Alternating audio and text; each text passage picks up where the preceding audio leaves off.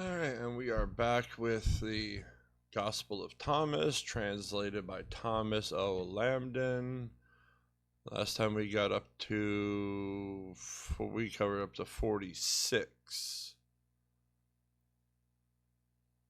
And now we're at 47.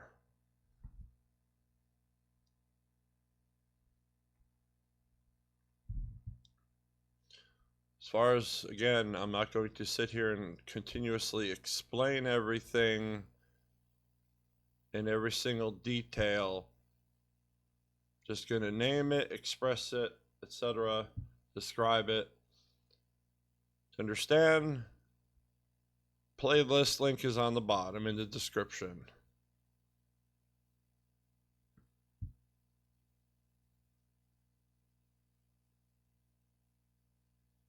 Except one thing I am not sure I even mentioned in any of them videos, the explanational videos, is my very reference point isn't superficial. It's not surface level. I'm interpreting and expressing directly from that which is within.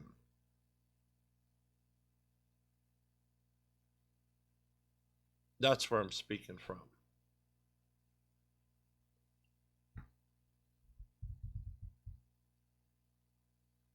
And how I'm doing that is explained in the playlist.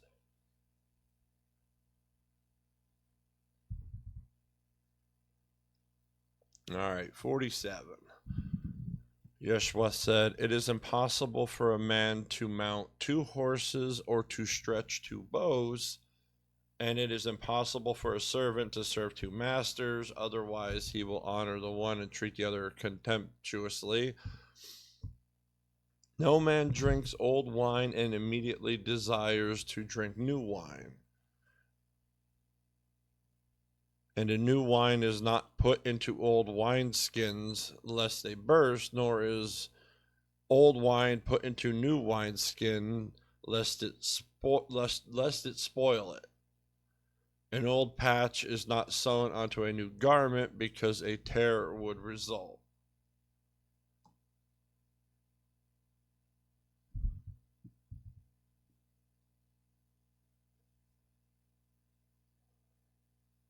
Yes, it is impossible to serve 2 masters.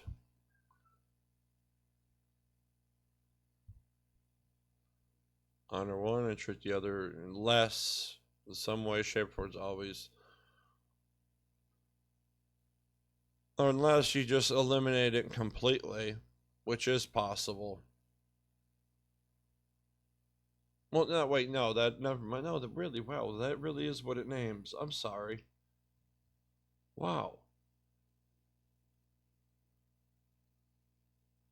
Because once you get all the way down foundationally, because I was thinking, well, then don't serve any master,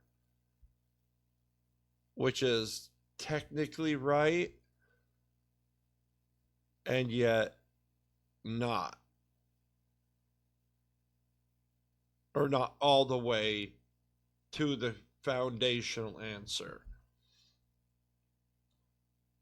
No, you don't serve any master at all.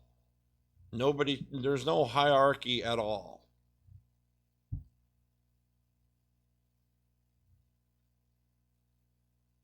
Simply the presence of life.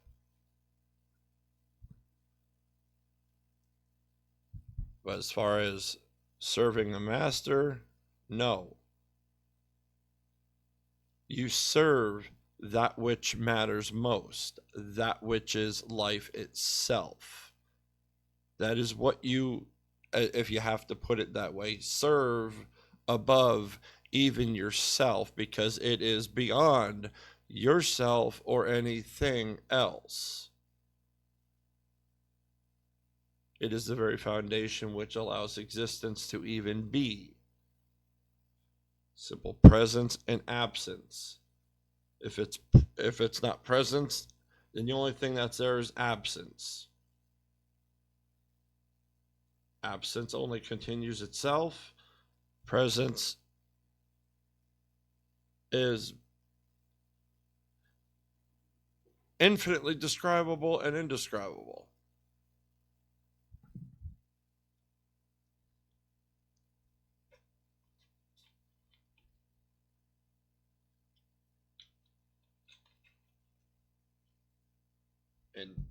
In simple terms, presence is the very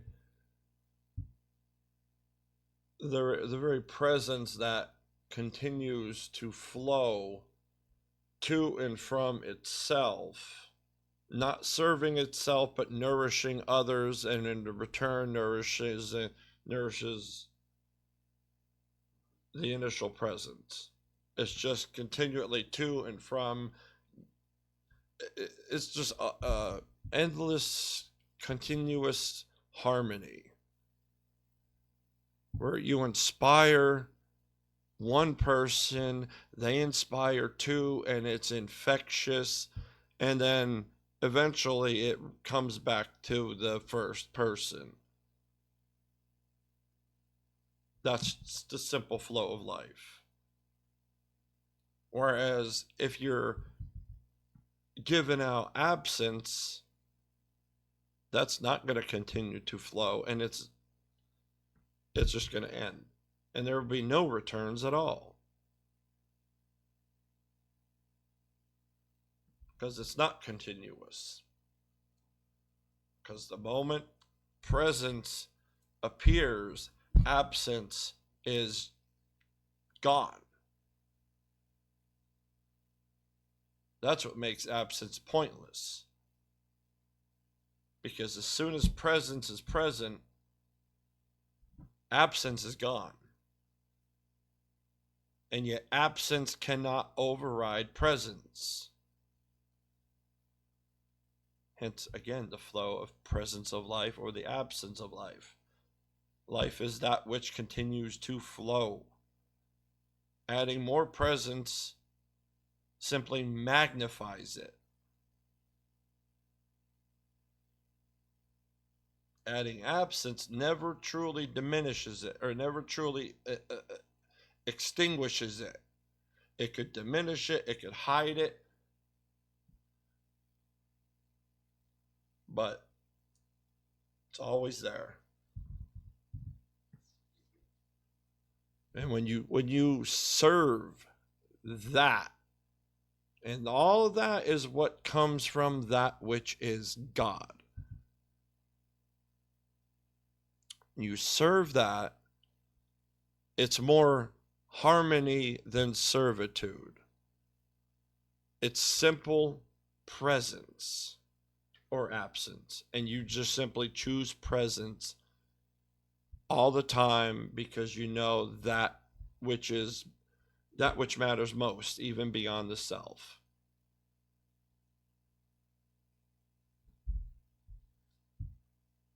In simple terms, bigger picture, that which matters most is the answer to go all the time.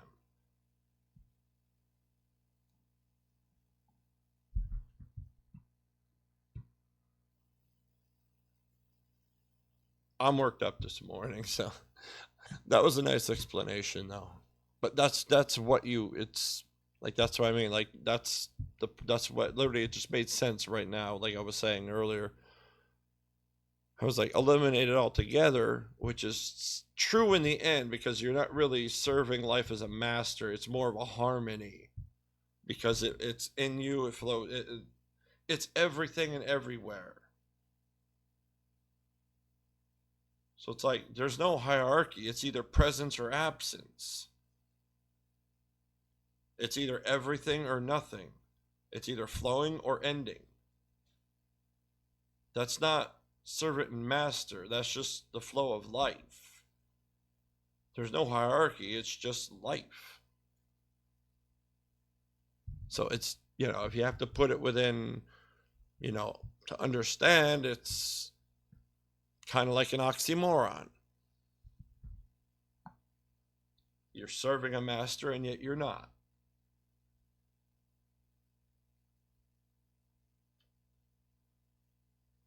because the very natural flow of life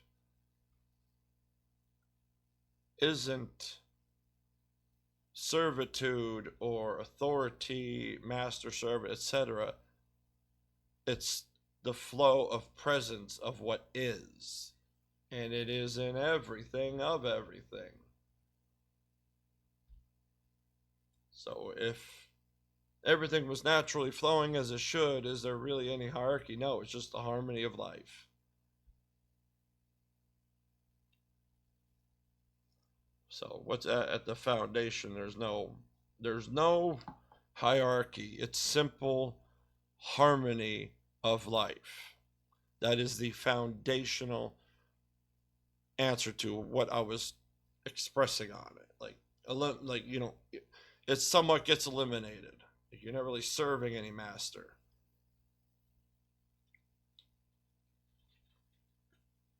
And that is what matters most. Not servitude or hierarchy, but harmony. Honest harmony with life itself and the flow of it.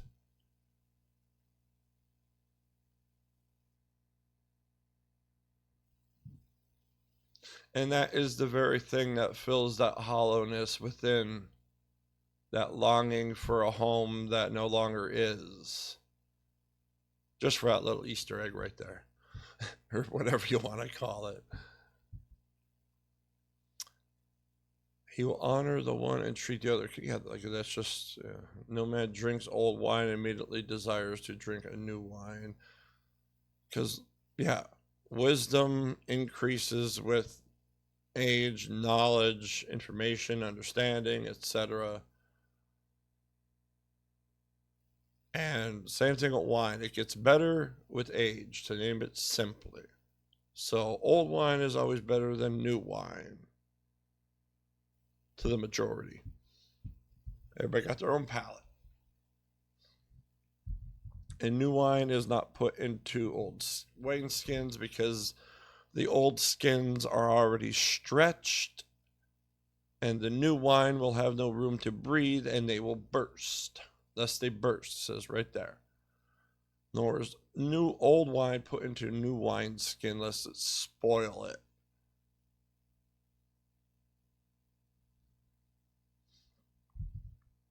Old patch is not, no, old stuff is not put onto a new garment. Yeah. Self-explanatory. All right. 48.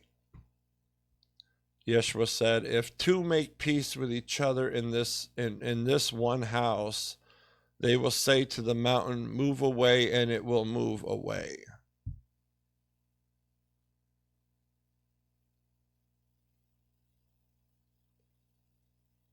For me, just simply to name what I'm reading and what I can express on that means deeply. When there is harmony, multiple harmony of life, then the possibilities of life flowing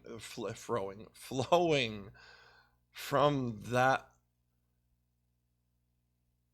increased magnitude, increased just presence of life, where it magnifies possibilities of life to the point where even a mountain moving wouldn't surprise you. I'm not speaking on physical reality. I'm not saying you could actually do that. What I am saying is there's such harmony where if it did, it'd be like, well, that's cool.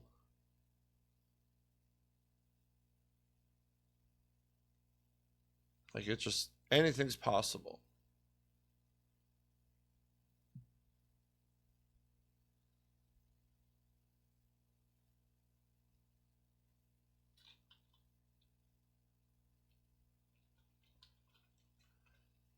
(49) Yeshua said, blessed are the solitary and elect, for you will find the kingdom, for you are from it, and to it you will return. I don't know what elect means right there. I'm assuming, was it talking about heavenly elected people? I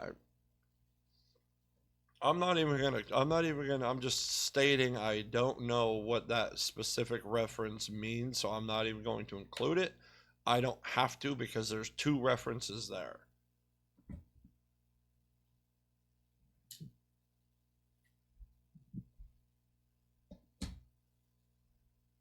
About solitary or solitude.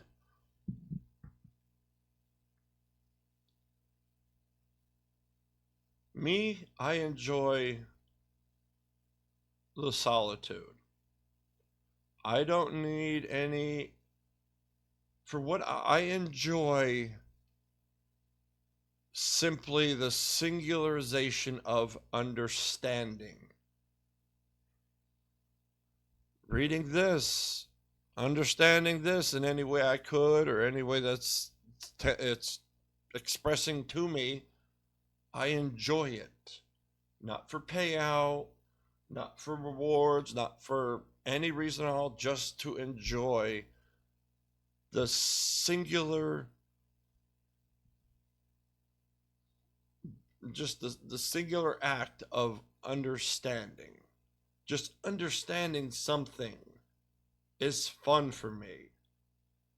Doesn't matter if it's a pencil, a light switch, a car, a motorcycle, a state of being, life, existence, being, water, birds, air, gravity. It's everything. It's all understanding everything is fun for me. That's all. So it's like I don't need anything, like if I just want to understand things, and like just like people sit and read a book, I don't need anybody around for that. If I just want to sit and read and enjoy understanding and learning and all that. It's like when you're not externally influenced by absence, by or ignorance, then yeah, blessed are solitary, because they don't have additional garbage to sift through that other people put on them.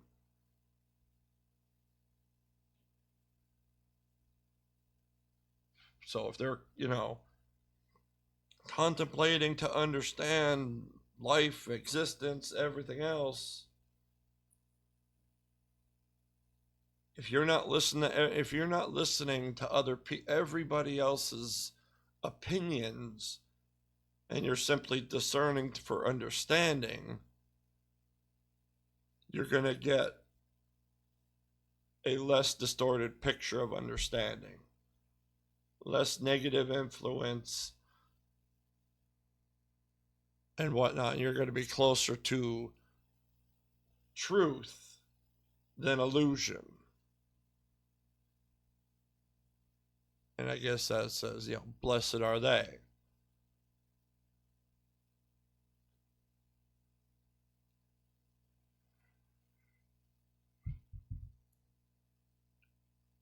I could go further with that, but I won't.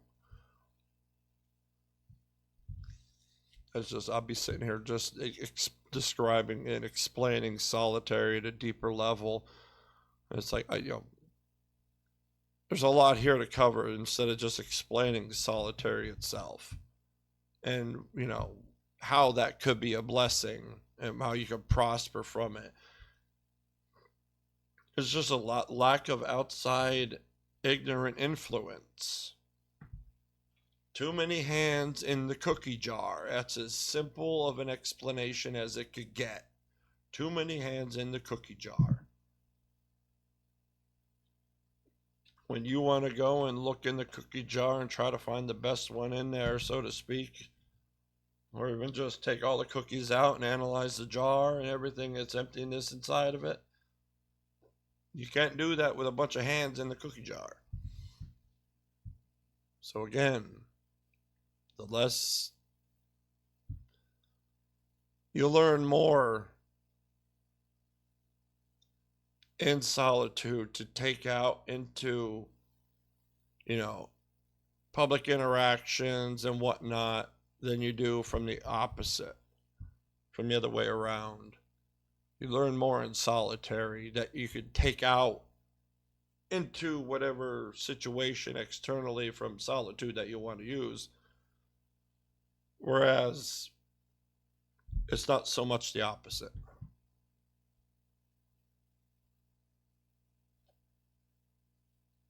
"50. Yeshua said, if they say to you, where did you come from? Say to them, we came from the light, the place where the light came into being on its own accord and established itself and became manifest through their image."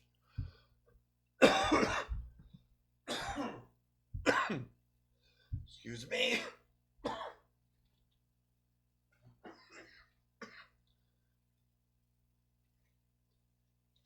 Tickle my throat. "If they say to you, it is you, say, we are its children, we are the elect of the living Father. If they ask you, what is the sign of your Father in you, say to them, it is movement and repose."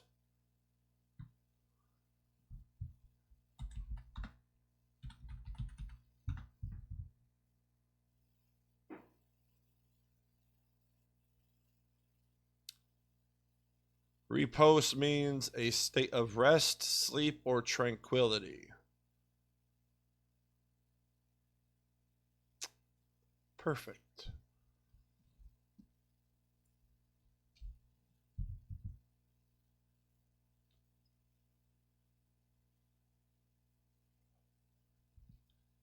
You see, it says, where do you come from? We came from the light, the place where the light came into being as a... Okay, the light is the flow of life itself, presence, where the light came into being on its own accord, that came from that which is God. And and became manifest through their image, which again, created in the image of God. Still there. Yeah, we are children of God. Now, I'm not. Anything could say whatever it wants, but to declare, no, for me, I will not ever. This is one of the biggest reasons I'm even like just sharing everything, because I am not. It's rare enough not to be. It's rare enough to do something without self-intent. To be doing something without wanting recognition or payment or reward or blah blah blah blah, all that stuff. The singular thing I am intently doing in all of this is simply expressing an understanding of that which is life and how it's understood. That's all. That is all I am doing, because I simply understood and understand something that is beyond me or anything else in comparison, and that in it of itself is honestly worth sharing the understanding of.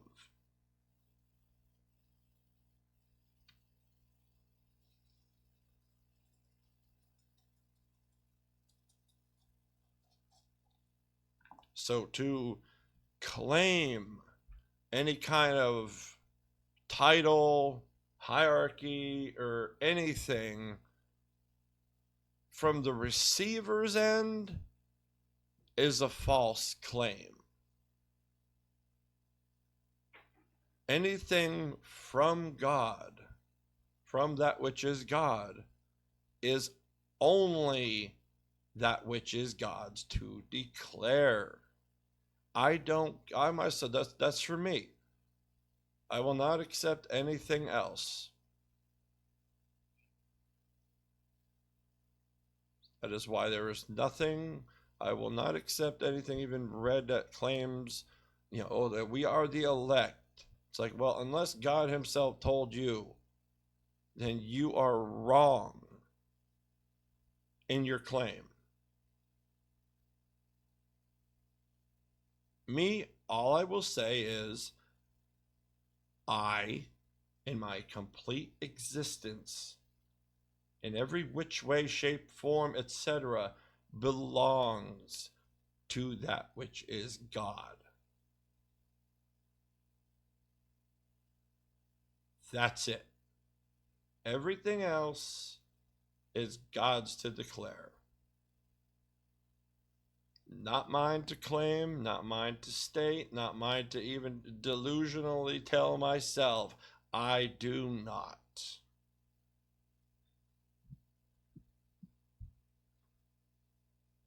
I am not dishonest with myself to make myself feel better, boast myself. Like I said, understanding that which matters most beyond yourself is worth sharing, and I am not effing joking. It's like even being a part, even understanding that is enough, more than enough that I could ever even societally dream of. You could give me all the money in the world, it ain't gonna mean shit. And it's like, how do you not share that? It's like, it's not something I could hand out like a stack of money. It's like you can only express the understanding of it. That in it of itself is worth doing all this. And that is the only purpose. There's no claim at all. That's why I will not bother with that kind of stuff myself. I'm not telling anybody what else to do. I'm speaking of myself. That's all. If they ask you, what is the sign of the Father in you? Say it is movement. Yeah. Movement and repose. Movement, everybody knows, movement. Not physical, like it's continuation. And again, repose, a state of rest, sleep, or tranquility. Not quite. Not repose is not, that's not the foundational word. Because honestly, there is no word for it. It's not rest, sleep, or tranquility. It's, like I said again, that which matters most, that is beyond even yourself. That is not something you can put into words, like rest or sleep or tranquility.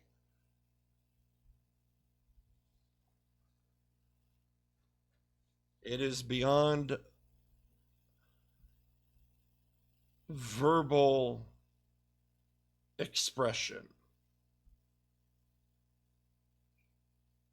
Period. If you want to name it, or, and movement. Again, that is the movement of the life itself. Again, continuous. Flows forward and back in the current now. The very flow of now. The never-ending singular moment that is always happening now. Again, like movement. That movement in the now goes forward and then comes back. It's no different than investing your money in an account to earn interests. You're investing in the very moment of now, in the presence of life, and continuously doing that influences the future, which then comes back into the present eventually.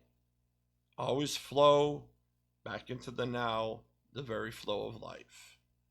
That is movement at the deepest level. And it is not repose.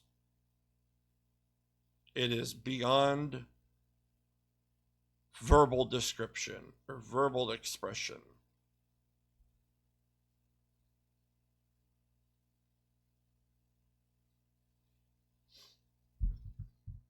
"51. His disciples said to him, when will the repose of the dead come about?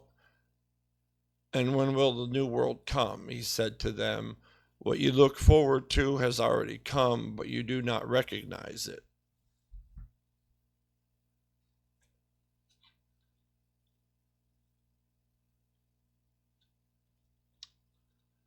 I'm going to, let's see. Yeah, repose. Again, there's that word, the rest of the dead.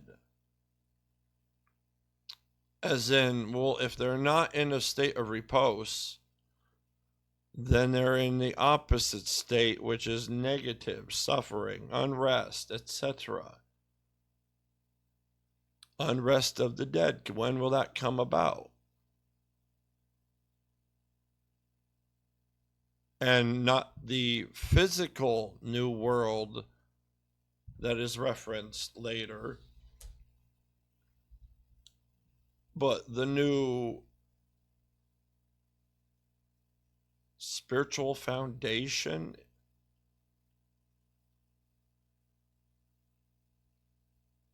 Yeah.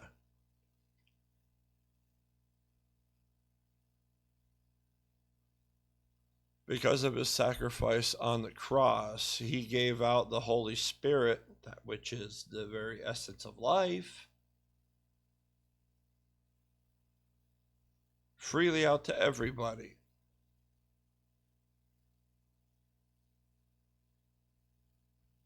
And you either choose presence or absence. And it said that's where he went down afterwards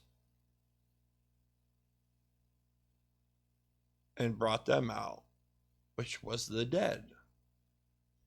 And then when will the new world come? After his sacrifice. It didn't change everything on the superficial level, but it changed everything at a foundational level.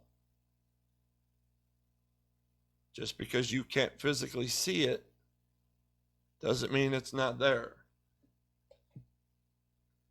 Everybody's looking out into the physical world and not looking deeper and deeper.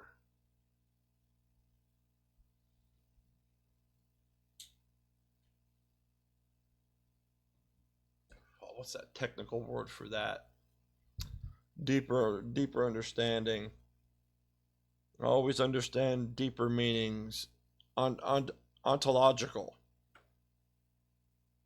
It's like I still haven't fully researched that word, but it's just basically, the study of life, reality, existence,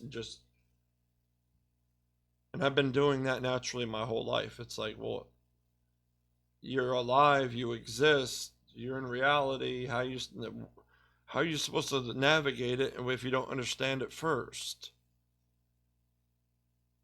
And apparently even that is a rarity, which again is another reason why I'm even freaking talking.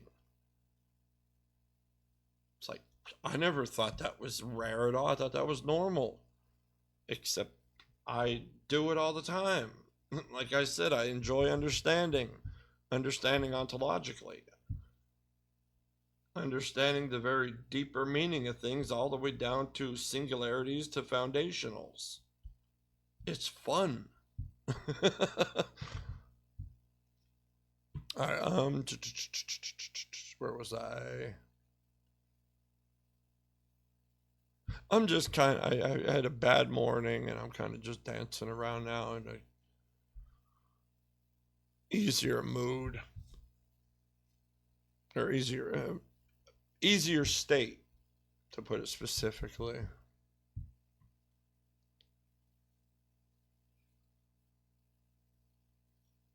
Oh, the dead.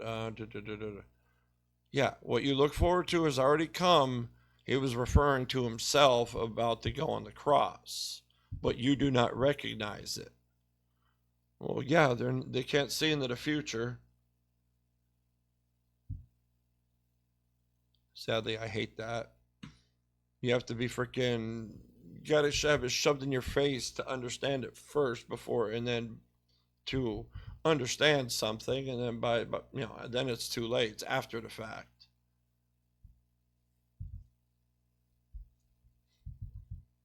52, his disciples said to him, 24 prophets spoke in Israel, and all of them spoke in you. He said to them, you have omitted the one living in your presence, and have spoken only of the dead.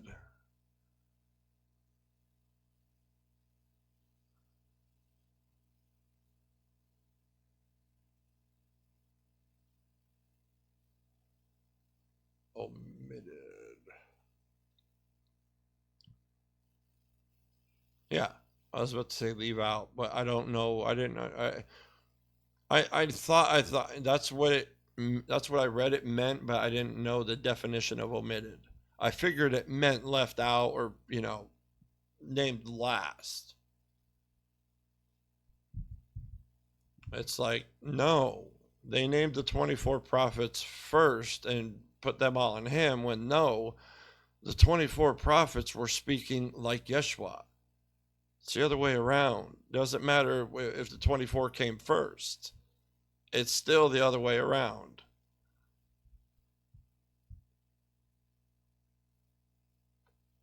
So again, you have the one in your presence. You just, didn't name, hey, that's you, or you named them first and said you're like them and not them like you. It's like he was in their presence, and it's like, you're gonna compare me to dead people when I'm right here in front of you. It's like that's the wrong order of things.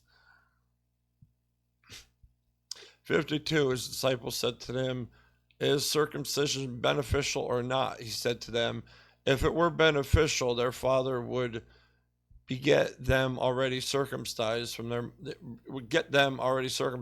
mother. Rather, the true circumcision is spirit has become completely profitable.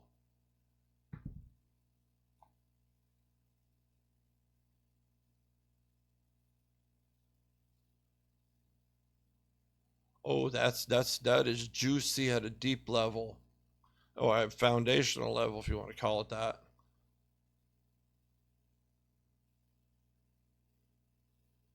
Because of that last sentence, rather, the true circumcision in spirit has become completely profitable. That is good. That is juicy. I like that one. So, this is fun. I enjoy doing this. Like, just sitting here and I've only read this once. And I don't remember I didn't read it to memorize. I read it to understand, and I already had my hands full, and the understanding's already passed. I don't remember specifically reading this and everything else. So this is all in the moment and juicy.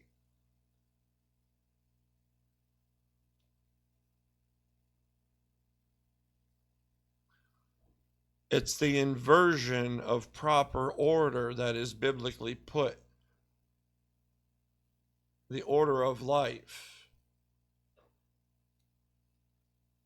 They are putting the flesh first, and that which is within, the very essence, the very spirit, the very essence of life that is you, is treated optional, secondarily, or questionable if it exists or not.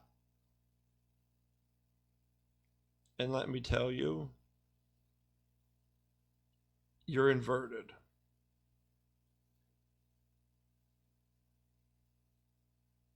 The circumcision is you dictate the flesh by the spirit, by the very essence of you that is entangled to the very essence of life itself. You flow from within outward, not from outward questioning inward. That's the inversion.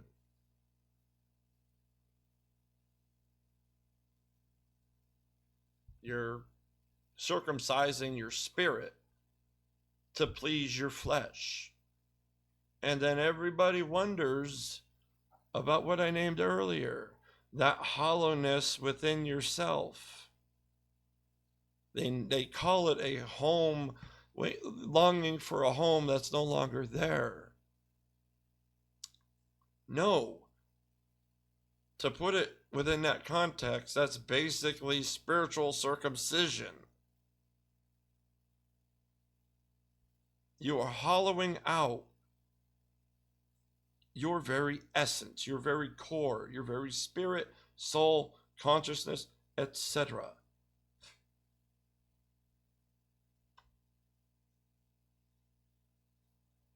That is why you're inverted.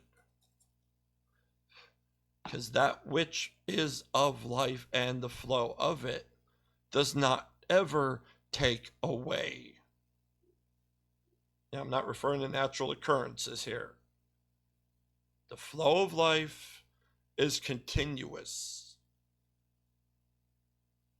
Absence is absence, presence is presence. If you have to sacrifice something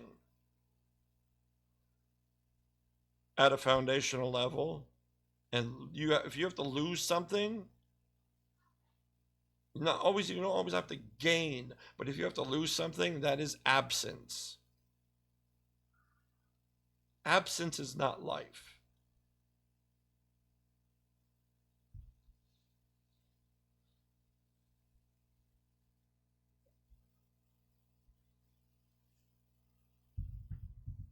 So basically, stop circumcising your spirits for what that says right there.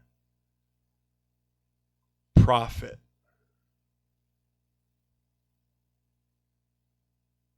I mean, profitable, not profit, not that biblical profit, but it says if you're listening and not reading on the screen, it says become completely profitable.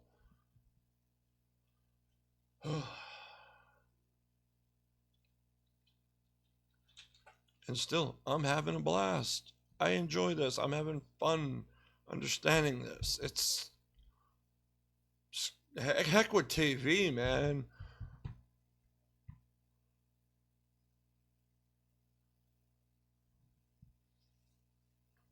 "54, Yeshua said, 'Blessed are the poor, for yours is the kingdom of heaven.'"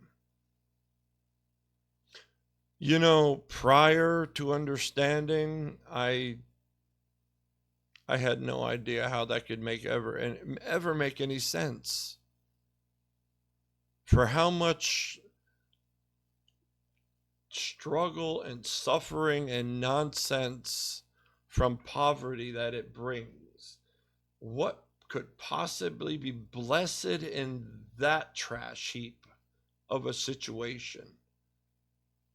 While you're in it, you can't, when you're ignorantly in it, you can't understand. I didn't understand. I'm like, how could anything be good here? It's like nothing but absence. And yet, yeah, absence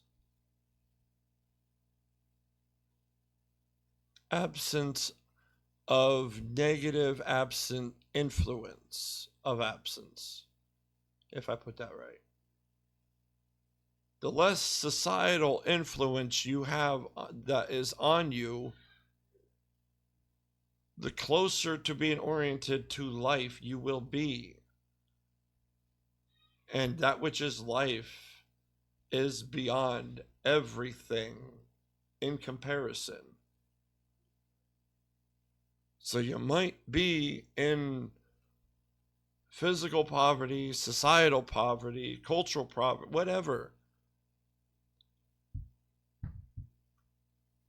But if you are present in that which is life, there is nothing greater except the creator of it, and that which is God.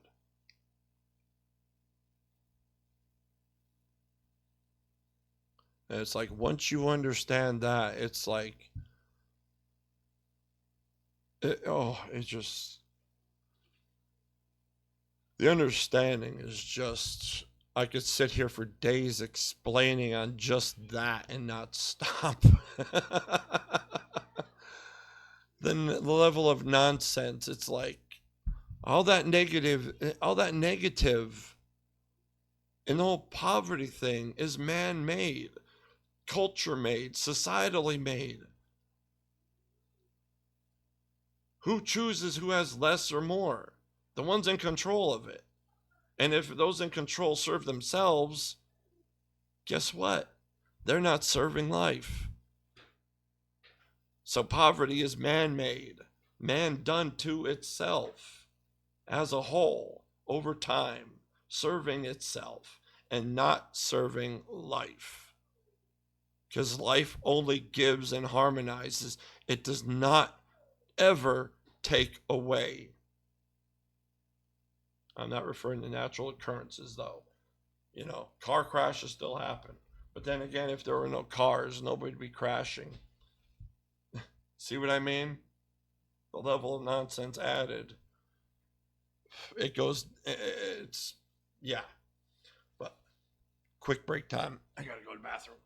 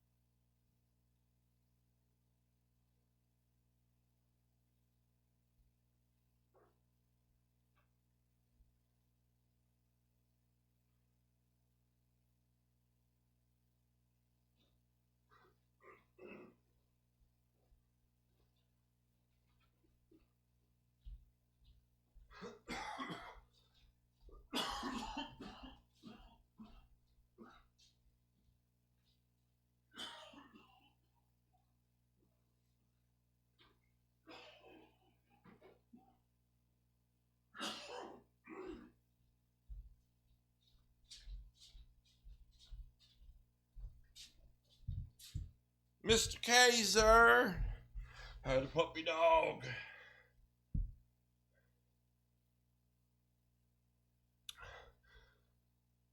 Excuse me for that. And the reason I don't edit any of this out, why I'm not putting any fanciness on the screen and all this stuff that everybody's doing now. Excuse me.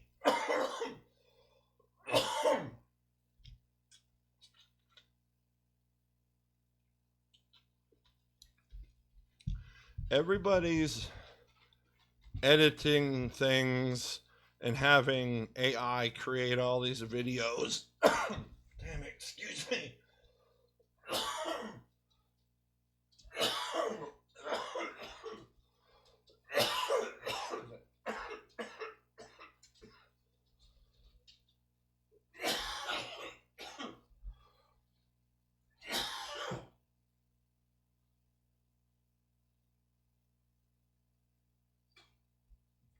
I apologize. I don't have a mute button again.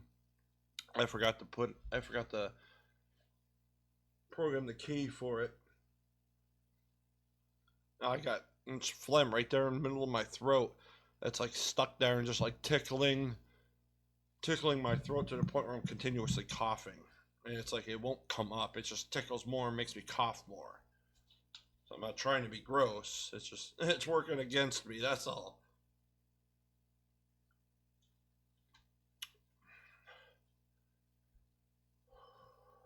Oh, the interruptions. Okay. I'm leaving them all in. I'm leaving this. I hit record and I don't hit stop until I'm finished. However long that takes. As long as there's no interruptions that don't belong to publicly be heard, I'm not editing anything out. Because of all this editing to look perfect and all this AI made videos and everything else, it's like you don't know anymore what is coming from a person or coming from software. So quite frankly, I am just going to leave things authentic. Just me sitting here talking. Just as it is, when it is, in the now, and that's it.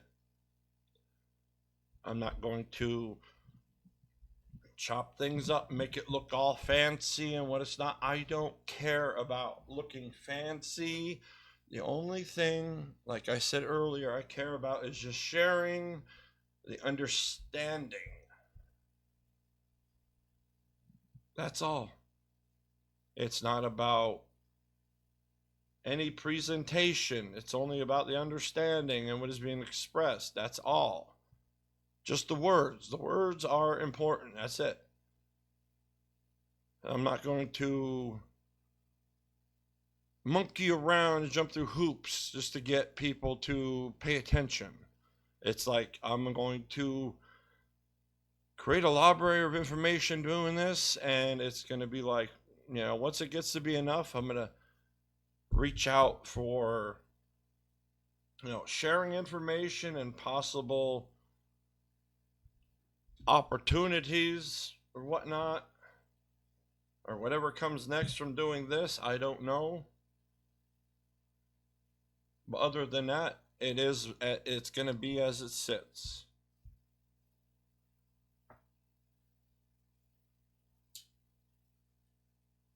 I'm simply creating an archive of information for people to listen as they see fit. If nobody does, so be it. I'm just going to put it on its boat, push it out into the water, and wherever it goes, it goes. So, like I said, it just, everybody, like, you search videos, you're wondering, like, where's you can't tell anymore what is computer influence or software influence and what's coming from a person. So it's like, that's what I said. I'm not reading a script. There's no program. I got Streamlabs desktop going. Boom, that's it. And that.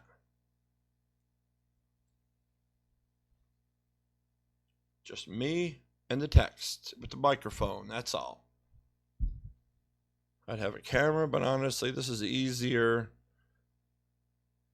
without one, because I said it's not about presentation. And quite frankly, it's been cold lately in the Northeast. If I could sit here with a blanket wrapped around my legs and not worried about,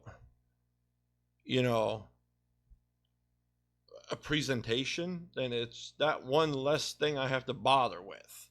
I could just focus on this and not even a subconscious background thing going on, worrying about what I look like or anything else, or making sure, did I look stupid when I freaking made that gesture? Like, none of that nonsense. That's just noise, and I don't want any of that.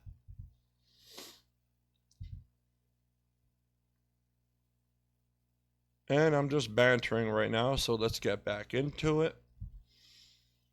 I guess I was just a roller coaster this morning.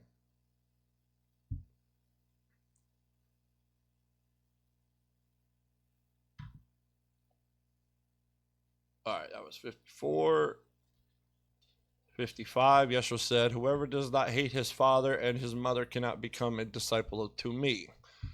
And whoever does not hate his brothers and sisters and take up his cross in my way will not be worthy of me. It's not, see, the wording is wrong here. It's not hate.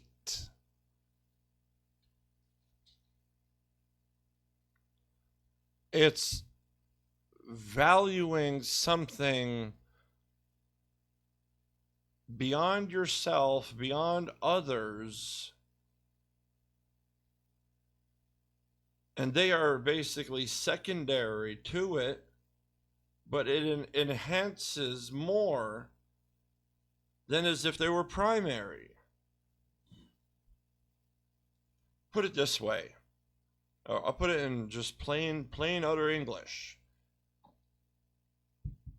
Okay, I'm just going to say, brother, if you want to, let's see, hate, whoever does not hate, if you want to, if you value your brother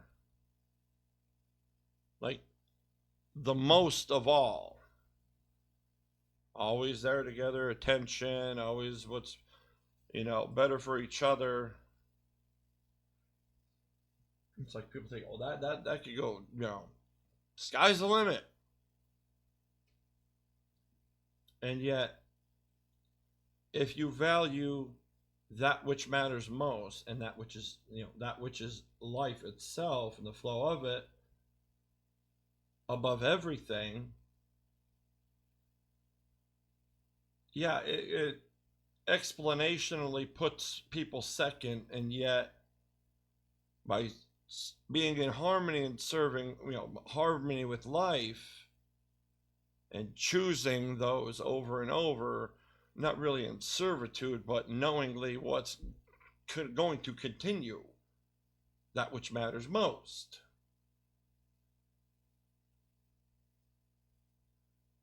By choosing that over others and over the self, everything that's secondary is even more beneficial than if they were primary. If you understand that.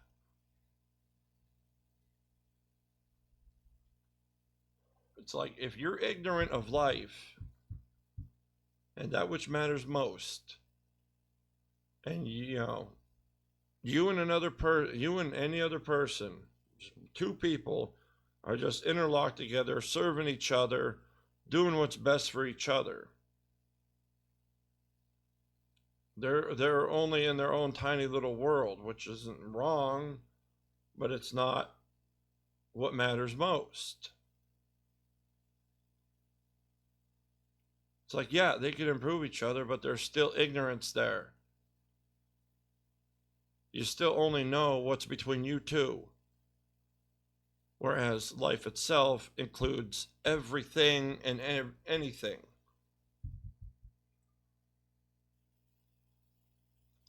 When you're looking at the whole spectrum, there's a lot more there than just two people and that's it.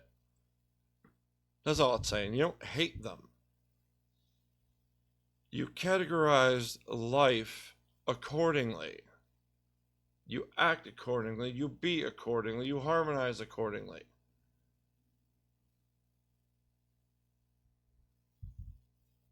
And well, yeah, to get there, to even get that understanding is one hell of a cross to bear too, if you want to put it in that way. 56, Yeshua said, whoever has come to understand the world has found only a corpse, and whoever has found a corpse is superior to the world. Okay, I'm going to Again, I don't care.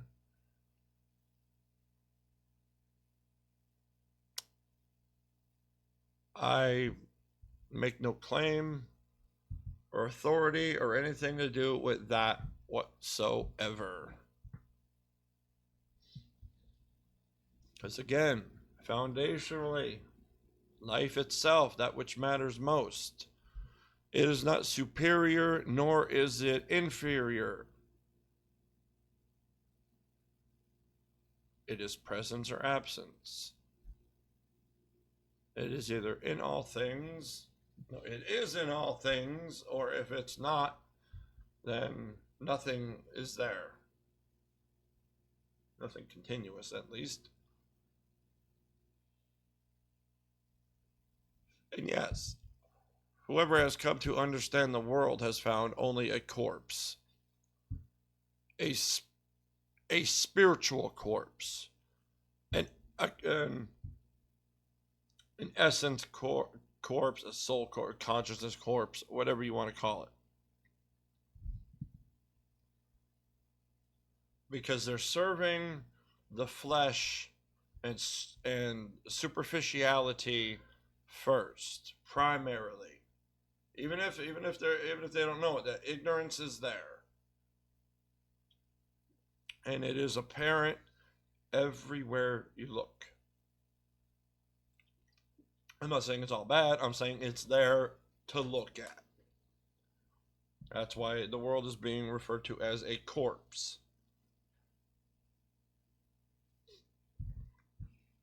Because if any structure is not built upon the foundation of life itself, there is absence, there is distortion, there is illusion, delusion. There's always absence. And there's a lot of absence in the world, and everybody knows it.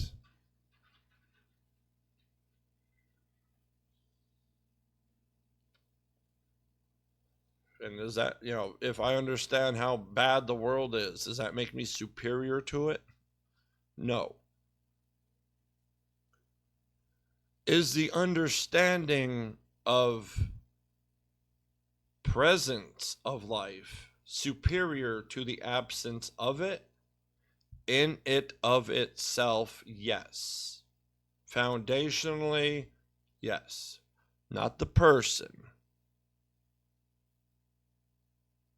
The foundation of presence is superior to the presence of absence.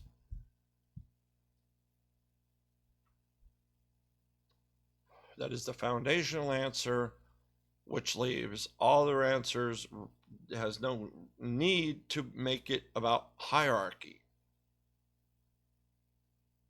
Get to the foundation, them's the rules. Foundational rules are absolute.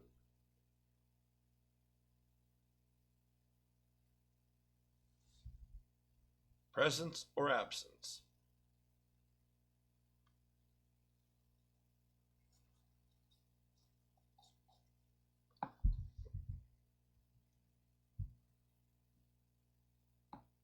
Yet 57. Yeshua said, "The kingdom of the Father is like a man who had good seed. His enemy came by night and sowed weeds among the good seed. The man did not allow them to pull up the weeds. He said to them, I am afraid that you will go, intending to pull up the weeds and pull up the wheat along with them. For on the day of the harvest, the weeds will be plainly visible, and they will be pulled up and burned."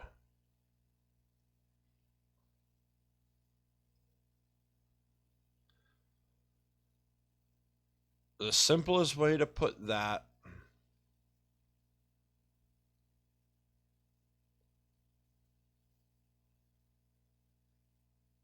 absence does not dictate presence. It's the other way around. If something bad is present, You don't remove the good too to get rid of the bad. You remove the bad, the absence, hence the weeds. On the day of harvest, pull it all up and you throw away the bad.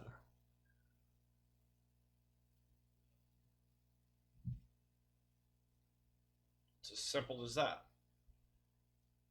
It's one thing I don't understand, why they made it such a long analogy. It's like, honestly, in understanding, it's a very simple explanation. And yet it's even simpler within understanding. Pre-language understanding.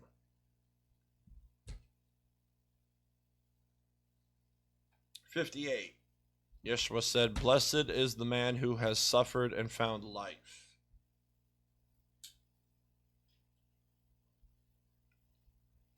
Obviously, if that is a self-reference from Yeshua to Yeshua, absolutely.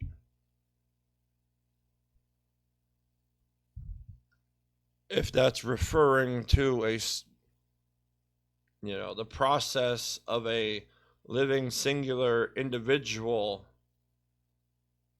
that has suffered through life and suffered through living and has found what I just said, life itself, the essence of it, that which matters most.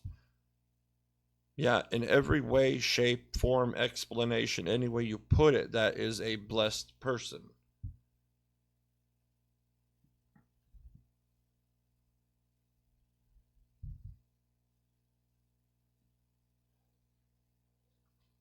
Because how could somebody even understand something that is beyond themselves? Because God knows, like I said, that statistic of the amount that receive information solely based on what it means to the self. For even somebody like that to comprehend something that matters literally beyond themselves is such a shock. I don't know. It's like, yeah, that is blessed. 59, Yeshua said, "Take heed of the living one while you are alive, lest you die and seek to see him and unable to do so."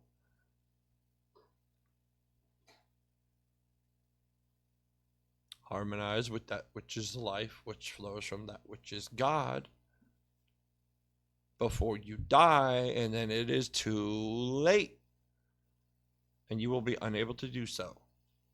Simple. Don't need to add anything more to that.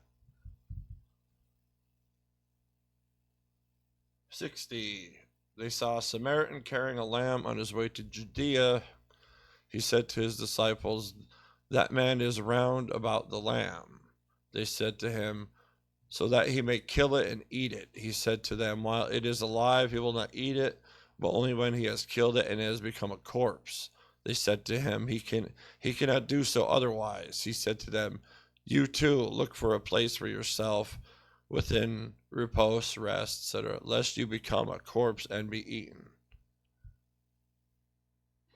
1 hour.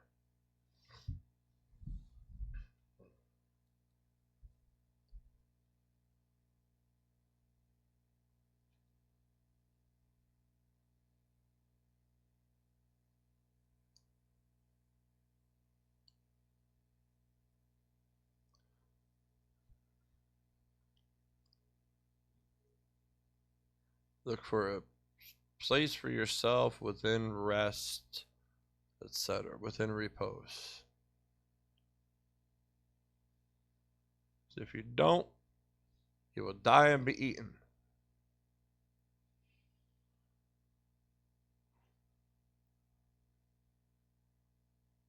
He cannot do so otherwise. Obviously he can, but then again, I don't think they had the idea of what a zombie is back then. I'm not sure if, I mean, they knew about Asians eating raw fish, so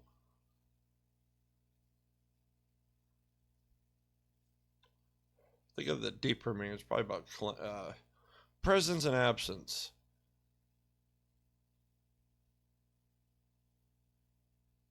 I don't know. I'm moving on. That one's. It's too long, too much. Got to analyze one thing, then another, and see where it lines up. And yeah, no, I'm moving on. 61. Yeshua said, "Two will rest on a bed. The one will die, and the other will live." Solomon said, "Who are you, man, that you have come up on my couch and eaten from my table?" Yeshua said to her, "I am he who exists from the undivided. I was given some of the things of my Father. I am your disciple. Therefore I say, if he is destroyed, he will be filled with light. But if he is divided, he will be filled with darkness."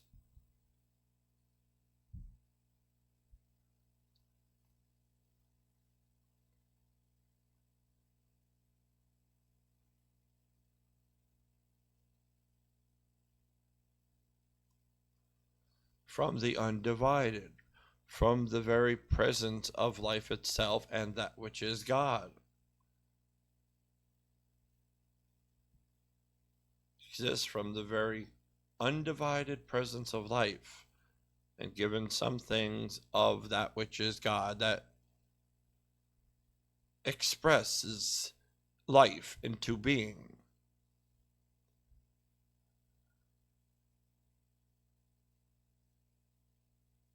If he is destroyed, he'll be filled with life.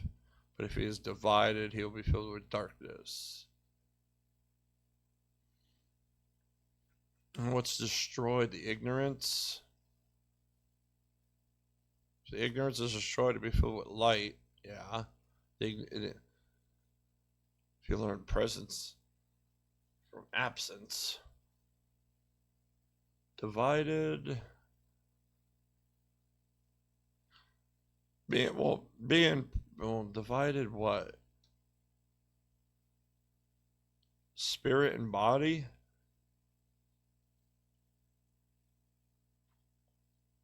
I'm assuming that's what I referred to earlier by that hollowness inside, that place that can't be filled, that home you no longer can go back to. It's not a physical home. It's no, I'm not even going to get into that. I'm not going to deviate. So if he's divided, if you're ignorant of that which is life itself, you will be filled with darkness, and that's what'll follow.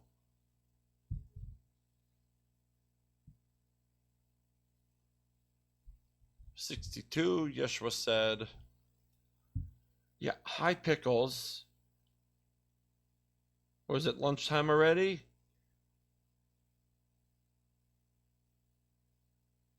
Red ear slider turtle on my desk next to me in a 20-gallon or 15-gallon tank. Some lady left it in a tiny little container. Those little reptile containers that's like half a gallon. Left it in the bathroom as she checked out of the hotel my wife works at. So I told her to bring it home. That was only a month ago, and we got tank, filter, heater, fake floating log to sunbathe under the heating lamp, and some rocks, and kind of build up from there. But she's wailing around to get my attention because it's feeding time.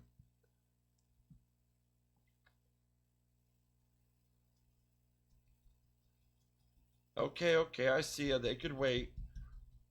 They could wait for me to feed a little turtle. It's hilarious. It knows. I'm gonna shake the jar. I'm gonna shake the jar of food in front of the glass, and she goes ballistic. She's got this little turtle. Not quite as round as a baseball. Not in thickness, just in, side to side.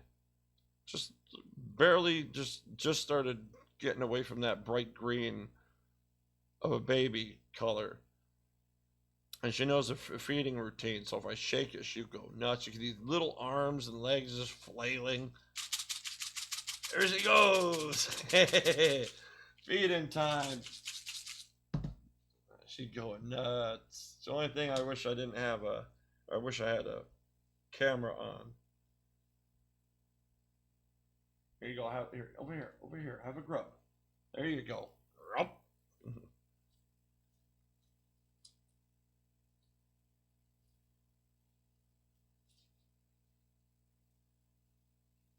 I gotta buy more organic food.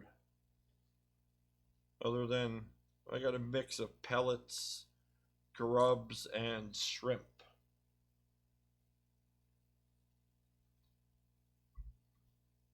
She likes the grubs and the shrimp more. Here you go.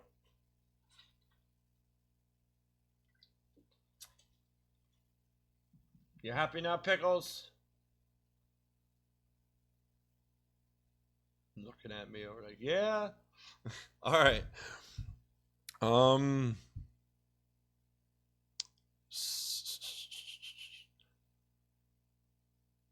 62, Yeshua said, it is to those who are worthy of my mysteries that I tell my mysteries. Do not let your left hand know what your right hand is doing.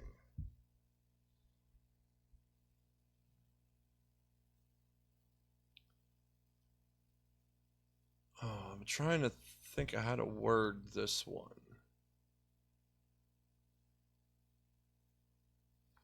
Because again, when you're referring to that which is within, when you're not living from the body first, physicality, and you're ignorant of even the very essence of you within, the intangible self, that which is within, if you're ignorant of that, it's like,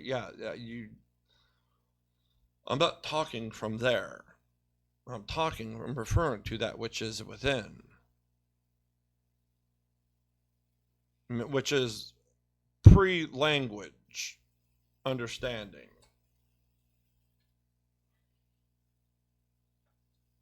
It's like everything going on, that which is within, isn't spoken. It's pre-language. Understanding itself is pre-language. Awareness is pre-language.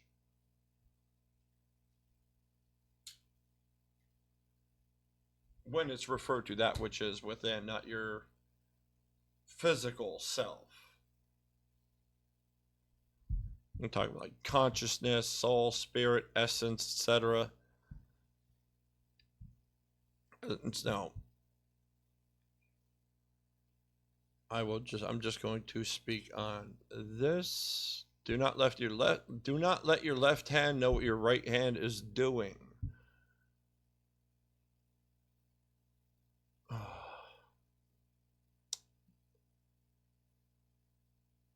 Just analyzing that in the moment for just the way to properly express it. Because even in recreation, people are like, what? Like, that doesn't make any sense. And it does. It really, really does. It's a way of being. It's a state of being, more so than an explanation. It is a state of singularities, where you are just aligned with life and just not processing what it means for yourself first and even acting on it. It's basically saying, be led by that which is life and its flow of, and not your own self-interests. Just be the singular state of being with life. Your singular state of simply being, harmonizing and entangled to that which is the flow of life. That is how you do not let your left hand know what your right hand is doing, because you're not thinking about anything, you're not intending anything, you're just going with the presence of life and not the endless bullcrap of absence.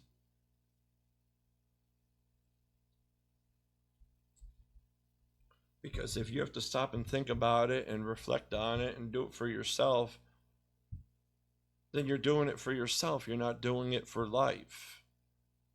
If you just be and you do something just because it's life, it's presence, then neither hand knows what it's doing. It's just singularly doing.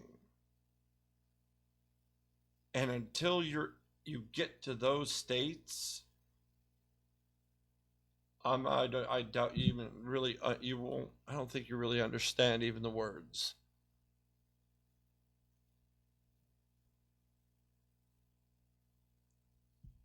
It's basically just aligning with the very endless moments of the moment of now, the continuous now.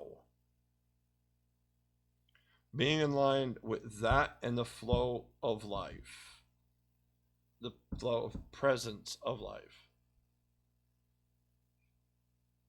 That leaves no time or room for me's.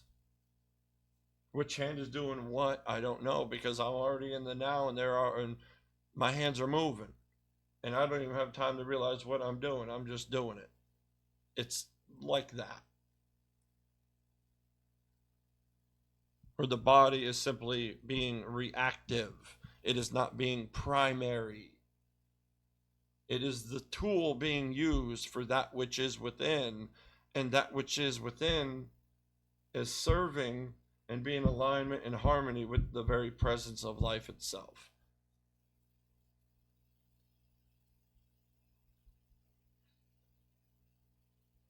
And when it's happening in the moment, it is fun. It is awesome.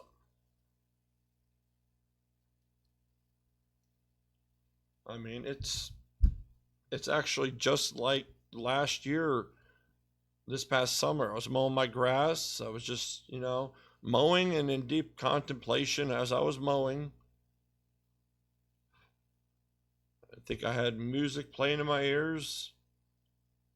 I seen the neighbor's yard was getting high. And the thought arose, and this is the first time I was really aware of it.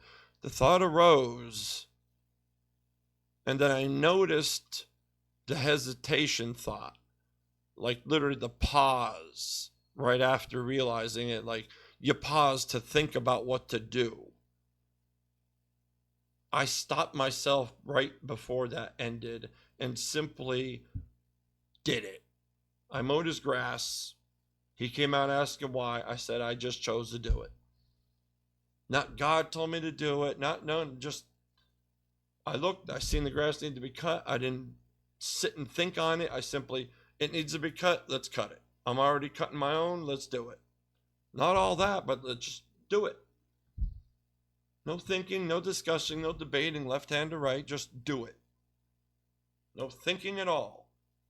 Just going with presence. It's like the guys, older up there. It's like, just do it. Why not? Because that's simply the right thing to do.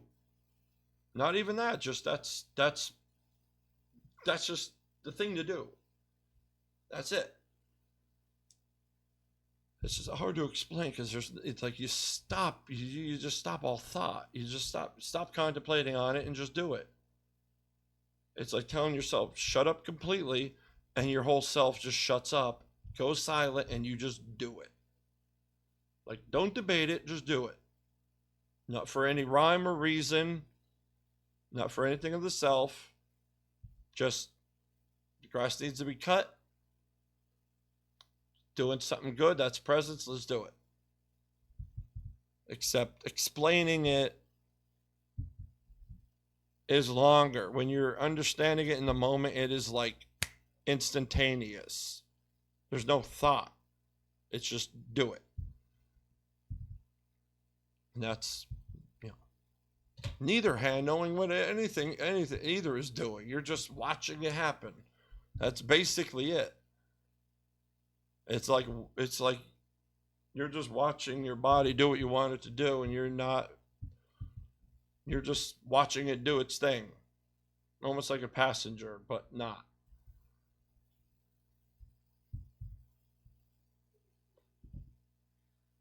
Because when you're just simply in the moment of now, it's just the moment of now. The only thing that's in the now is the now. The point is to keep presence flowing in it and from it.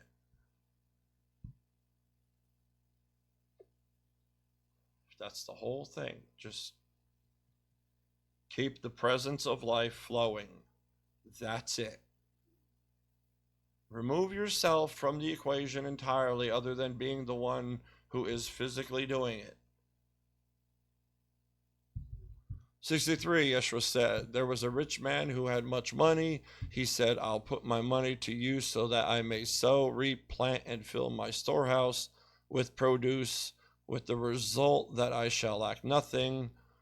Such were his intentions, but the same night he died. Let him who has ears hear.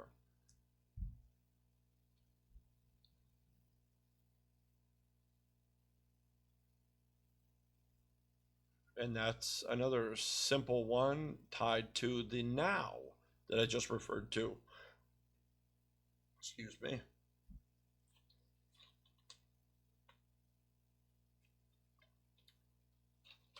What does that say? That's basically saying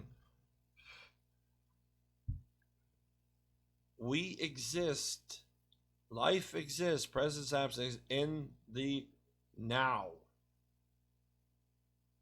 We don't live in the future. We don't exist in the past.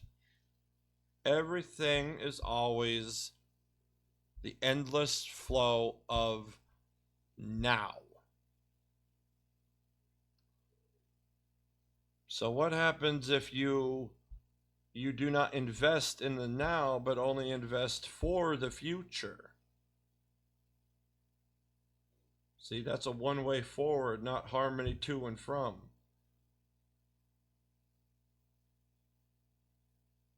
That's half-assing presence, which is more absence.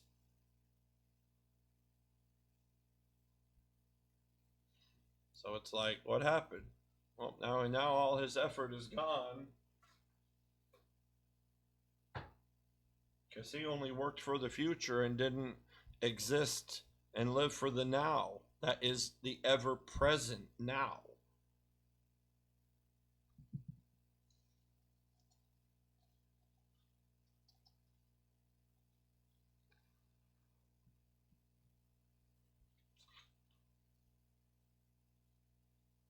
If you primarily live and serve a future that is only a possibility, you are not serving the very present you are in and the very life that you come from.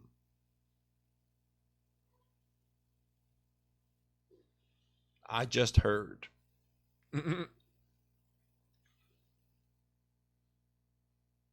64, Yeshua said, a man had received visitors, and when he had prepared the dinner, he sent his servant to invite the guests. He went to the first one and said to him, excuse me for a moment.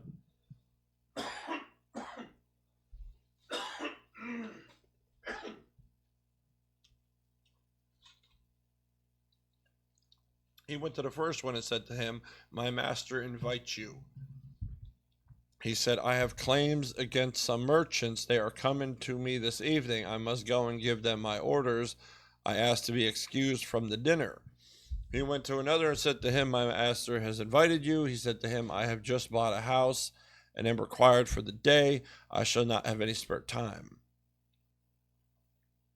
He went to another and said to him, my master invites you. He said to him, my friend is going to get married and I am to prepare the banquet. I shall not be able to come.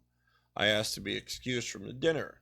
He went to another and said to him, my master invites you. He said to him, I have just bought a farm and I am on my way to collect the rent. I shall not be able to come. I ask to be excused. The servant returned and said to his master, those whom you have invited to the dinner have asked to be excused. The master said to his servant, go outside to the streets and bring back those whom you happen to meet, so that they may dine.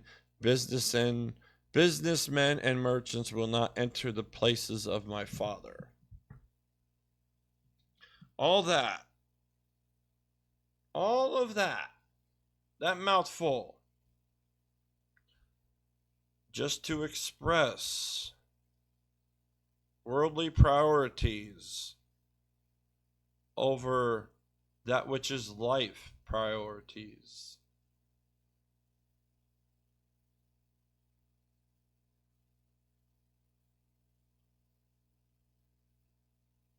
It's like, it's just simple backwards priorities.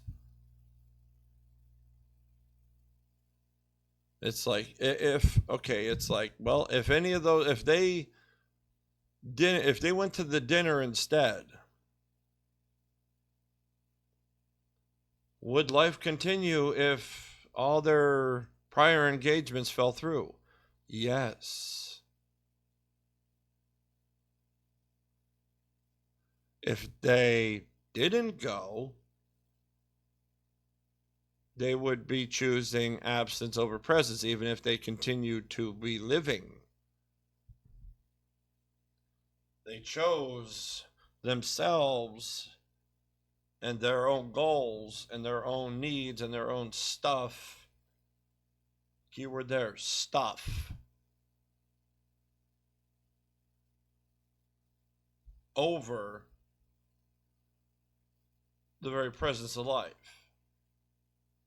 Even just a dinner gathering is simply a gathering of individual existences in life and living. That's the most important thing there is. A gathering of life is the most important thing. Like I said, all that for that simple explanation. 65, he said there was a good man who owned a vineyard. He leased it to tenant farmers so that they might work it and might collect the produce from them.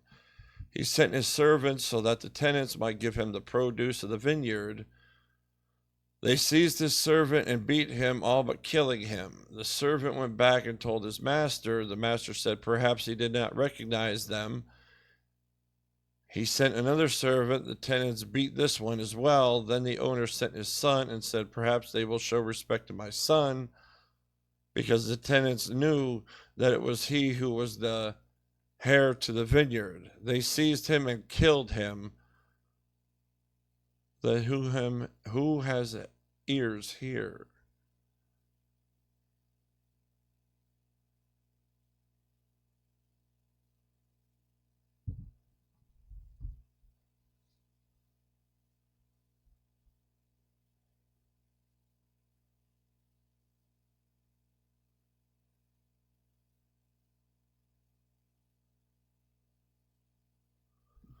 It's just, as usual, it's a long one, so I'm thinking of something. I'm just thinking of the deeper. What's it saying exactly?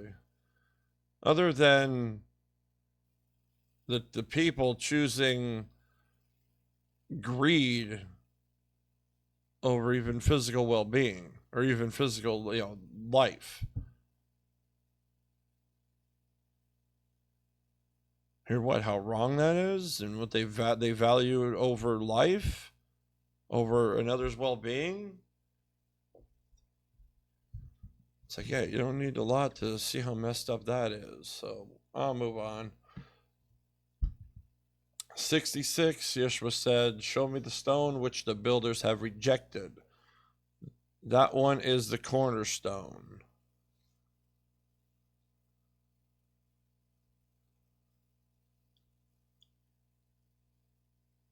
Not sure. I'm not really architecture. I don't really understand architecture too much, or cornerstones and all that. So moving on. I'm not gonna freaking talk about what I don't understand. I don't understand architecture and structure on that, physical structural analysis, and the importance of a cornerstone to understand what that is referring to. And I'm not going to sit here and search up every little bit. 67, Yeshua said, if one who knows the all still feels a personal deficiency, he is completely deficient.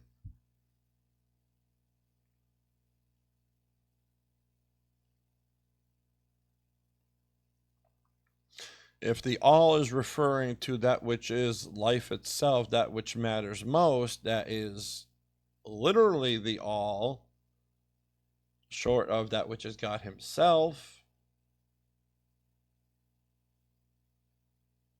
yeah, any ignorance of that is deficient. But to understand that, it's not, you don't know, you know of it, you don't know, it's not that you know everything. You know of the everything that matters, or its absence. He said personal deficiency. I'll straight up self-reflect on that. The understanding of that which matters most, which is the very essence of life itself, that itself is the all. Knowing of that, understanding of that, not knowing everything, but just knowing of that which is of everything, etc. There is no deficiency. Like I said earlier, that hollowness within, that longing for a home that no longer exists, that they say, that's gone. There is no deficiency within. Again, I'm talking about that which is within ourselves. I do not question it. I do not question its existence. I have been living from it my whole life. That place, that very center, that intangible self.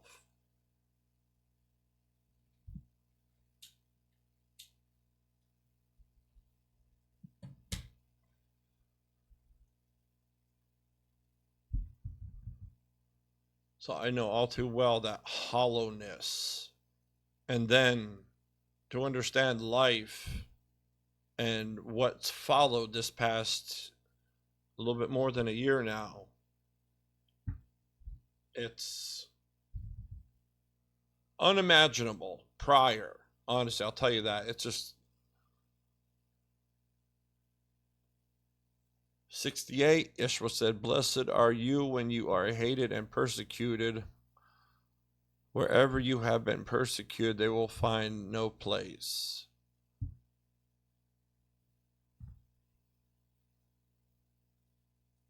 Because it is better to be the victim of absence of life than to be the participator of it.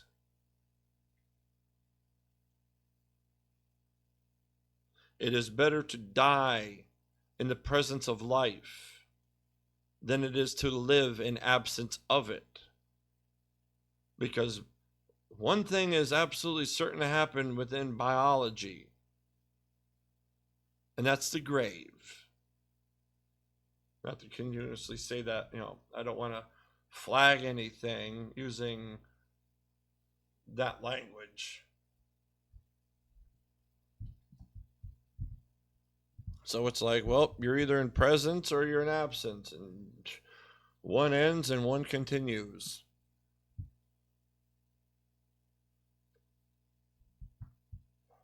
So it's better to receive absence than to be in it or to be the participator of it.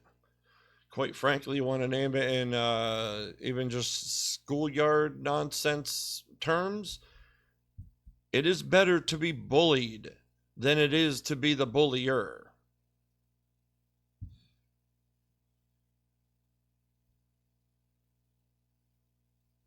Because it is always better to be in presence of life than to be in its absence. No matter what explanation you toss on it, that is the illusion of false acceptance.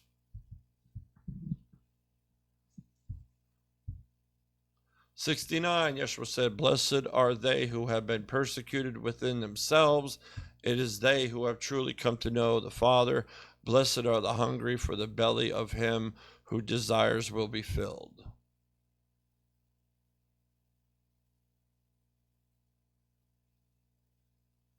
That's cool.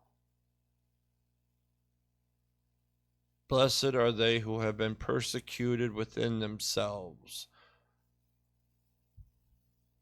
That is foundationally deep, like all the way to the foundation of themselves within.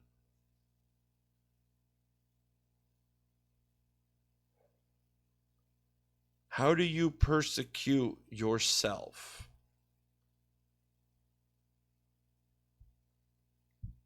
Honesty.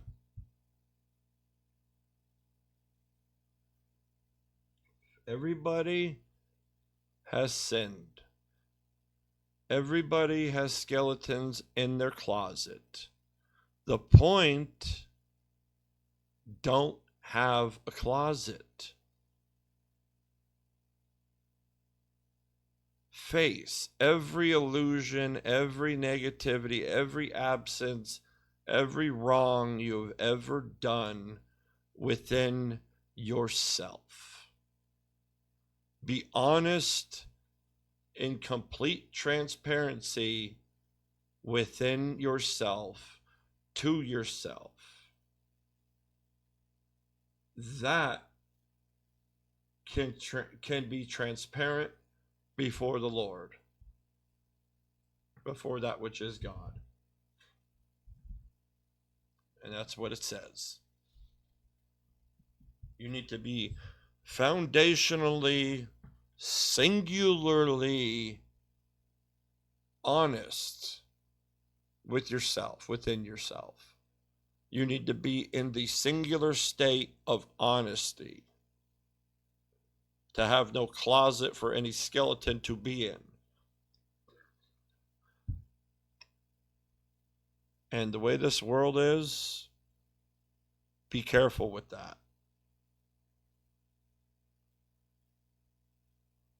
Some people cannot directly face their own absences, their own failures, their own faults, their own mistakes, etc.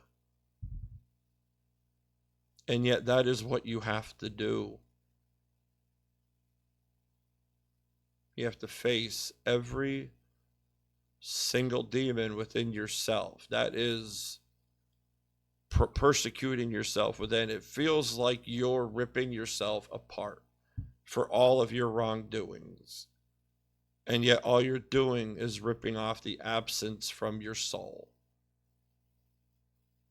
Where once there's nothing left, it's just you and honesty. Not perfection, not sinless, but presently, honestly, and honest and accountable in the very moment of the present endless now. The point is to destroy the freaking closet, get rid of the skeletons by accountability, and never build a closet ever again. Face whatever mistake you make in the moment in complete honesty.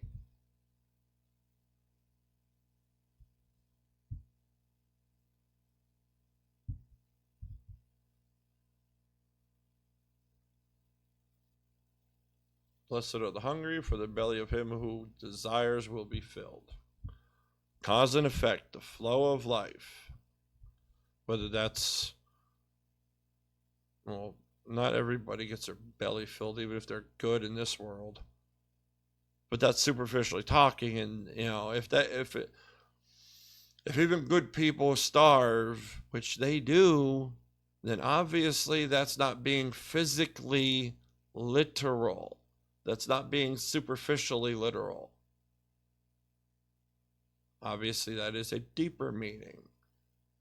And after what I said on the first part, I don't feel like going over that or analyzing it in the moment. I don't know about nourishment, because once you understand that which matters most, it's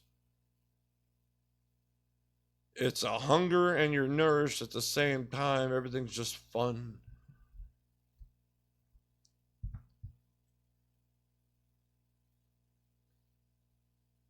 It's like just so much, everything's enjoyable. Presence is always more enjoyable than absence, no matter which way you think about it. No matter what you tell yourself to convince yourself, any absence is worse than presence, no matter if you think it's corny, something simple, or something deep. It's all the same structure.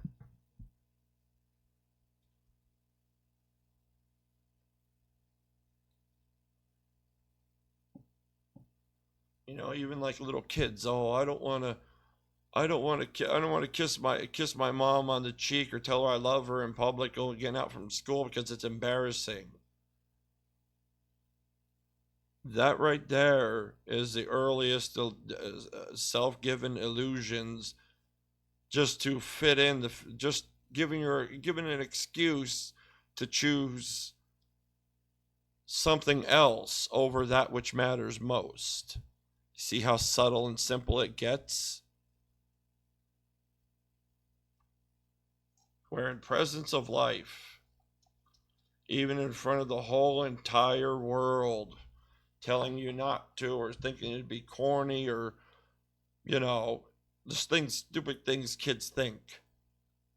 It is far greater to do it in the face of all of that than to not.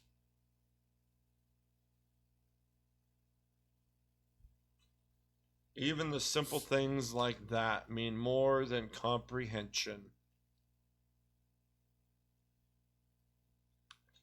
They mean so much more than is able even to be comprehended. That is the all itself I mentioned earlier. You don't know it. You don't know everything. You don't know it all. You simply understand of it all itself. The all itself, that which is life itself and the flow of it, its presence and absence.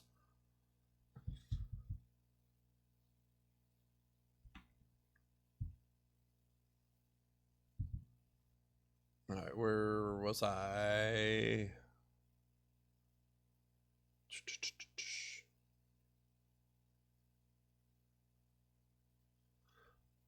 70.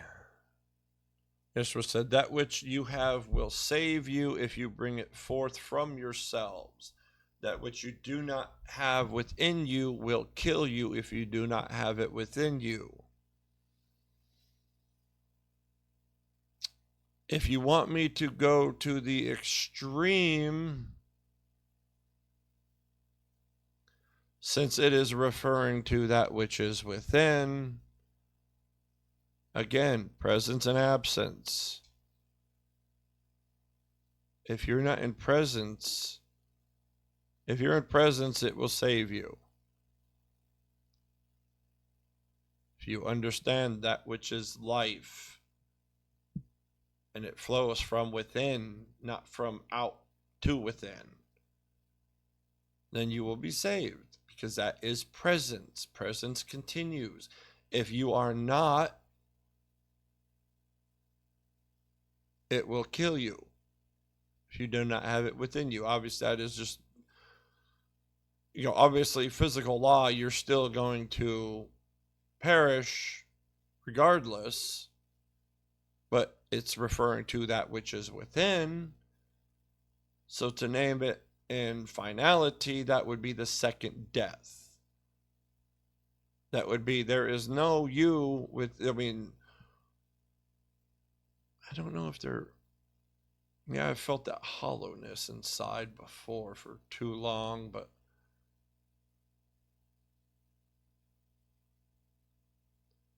if you're in absence, then you're just going to go with absence. And basically, the second death is complete absence. It's simple as that. Again, absence and presence. Absence is the complete absence of presence. It's finite. It ends. It doesn't flow. It doesn't continue. So if you're not in presence, well, even within, even that essence of you, if it's absence of presence, then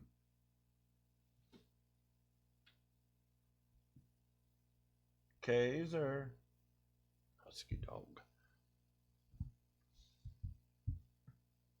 And turtle wants attention, so I'm just putting my hand up to the tank.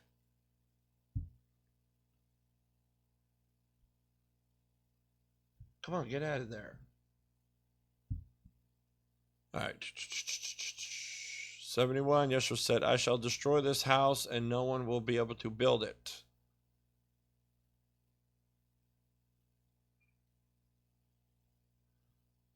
Don't know. That is too short to really go on.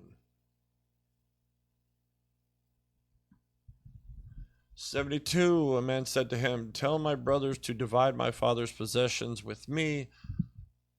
He said to him, oh man, who has made me a divider? He turned to his disciples and said to them, I am not a divider, am I?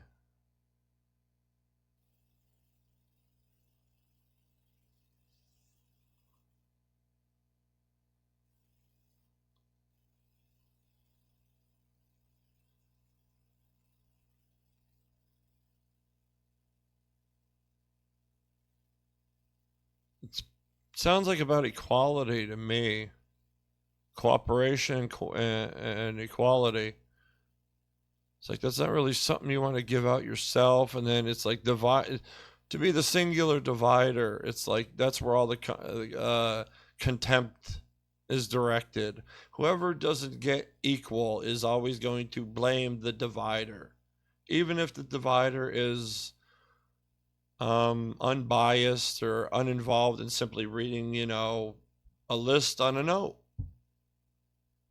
It is still be blamed, and yet if you involve everybody to do it equally, everything will be flowing as it should, just like life.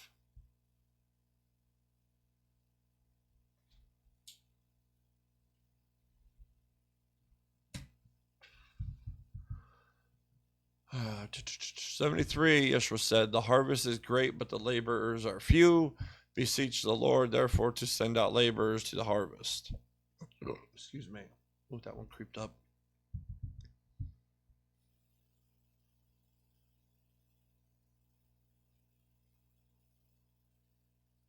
I don't know.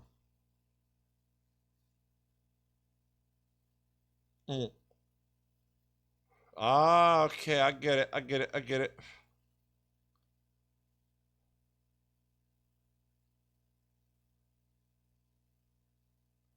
The harvest is great, meaning the consumption of presence. And the ones that are continuing the labor, continuing, the plant, like it's not exactly the harvest.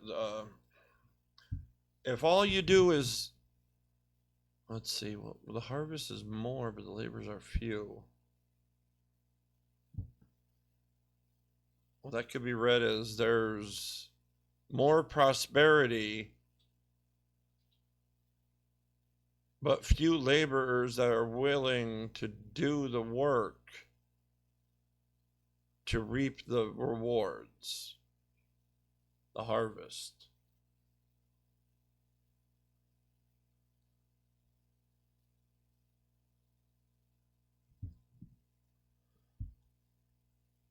So ask the Lord to bless, I'm going to say bless more, more people with understanding of presence to reap the harvest, to continue planting and harvesting. Because if all you do is harvest, there won't be anything to harvest. But if there's okay, I keep circling back to the continuation where it's just saying there's a lot there. The blessings are plentiful, but the receivers, laborers,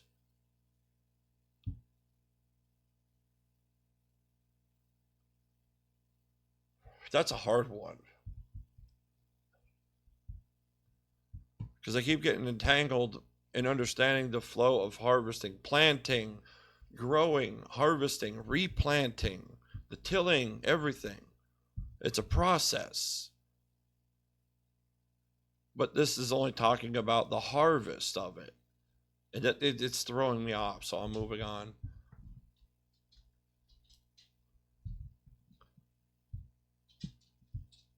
I mean, it really is about like a generosity.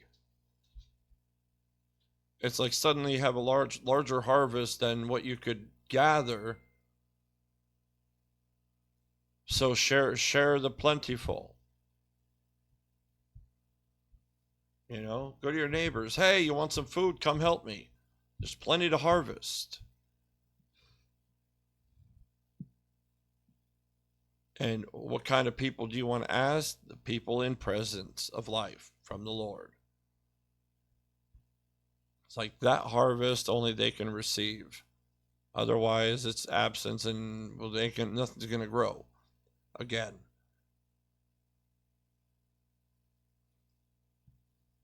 '74, he said, "O Lord, there are many around the drinking trough, but there is nothing in the cistern. Many are thirsty, but there is no water being delivered."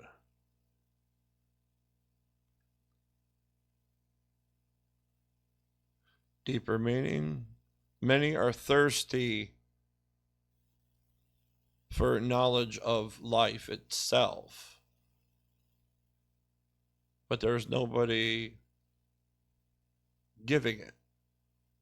Again, that's what I'm doing now, just sharing information. Here's the water, whatever.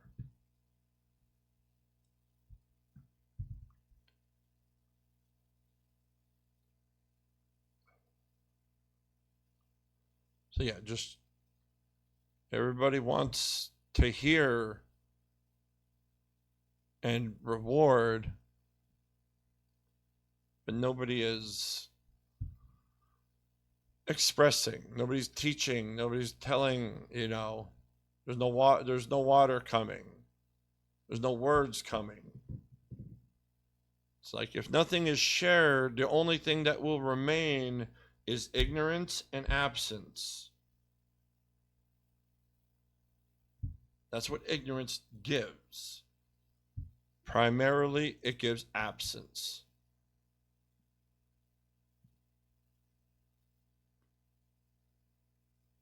'75, Yeshua said, "Many are standing at the door, but it is the solitary who will enter the bridal chamber."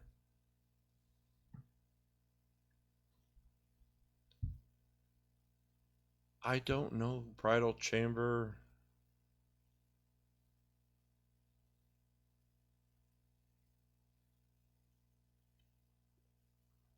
I'm assuming this is more like some intimacy with life itself.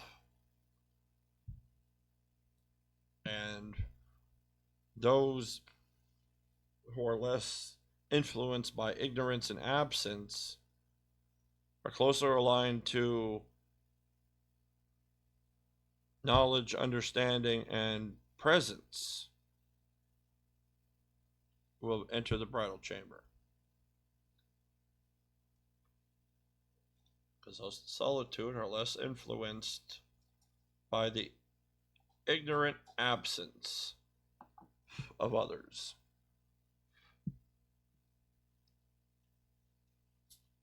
Because basically, if you're in solitary and you hear even less, if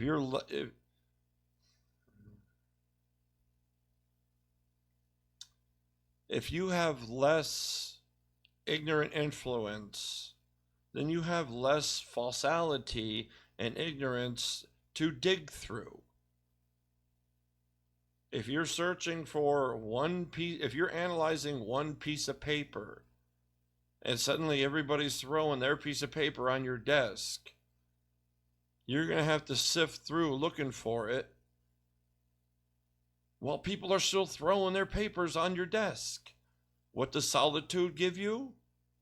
One piece of paper to analyze. That's the whole solitude thing. When it means about understanding life itself. Because you are sitting with one piece of paper and nobody else's. Doesn't mean you'll get it right. Doesn't mean you get it wrong. Anything else. It just means there is less distortion.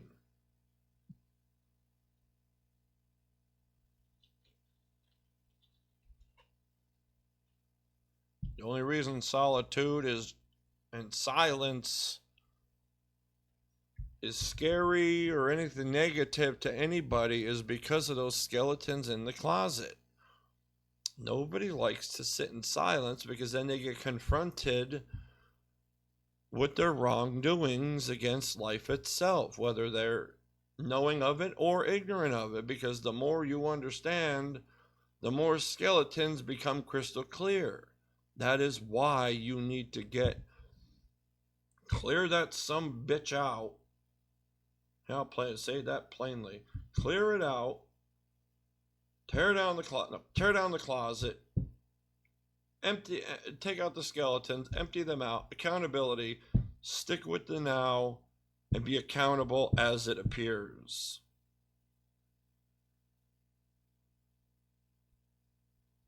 That's it.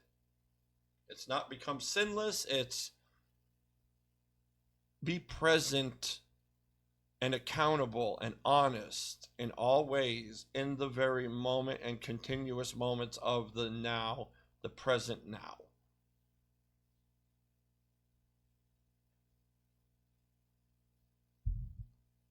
And that's getting there is a battle unlike any description, because everybody at their essence, at their core, is their own singular existence, and nobody knows what is going on within another person.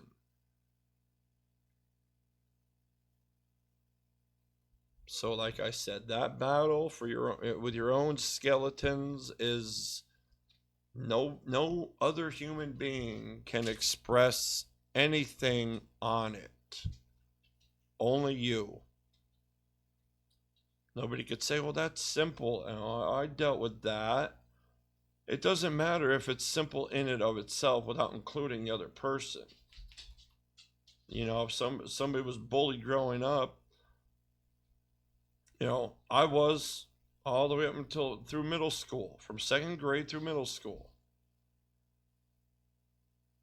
In school specifically. I was bullied everywhere until I got into being an adult, but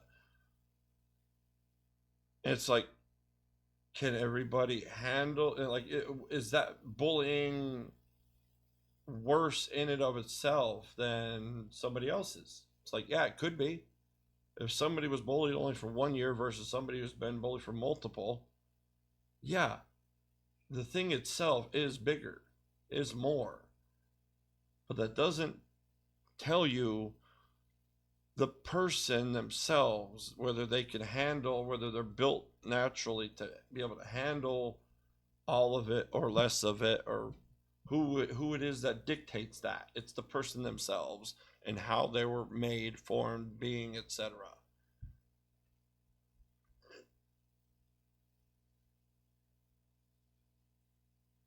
That's why I say you got to be careful. You start taking accountability, and it's hell to go through. It really, really is. But the other side is beyond description, beyond comparison of better.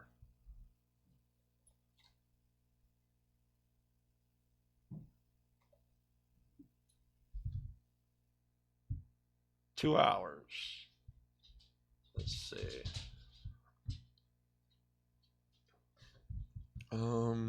Where'd I start? I'll end this soon. 2 hours is good enough. I can go all day, but I got things to do.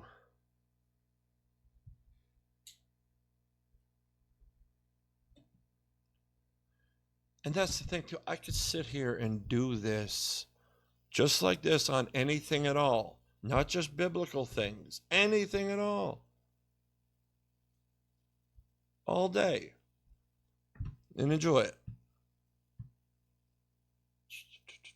All right. 76, Yeshua said, the kingdom of the Father is like a merchant who had a consignment of merchandise and who discovers a pearl. That merchant was shrewd. He sold the merchandise and bought the pearl alone for himself. You too seek his unfailing and enduring treasure where no moth comes near to devour and no worm destroys.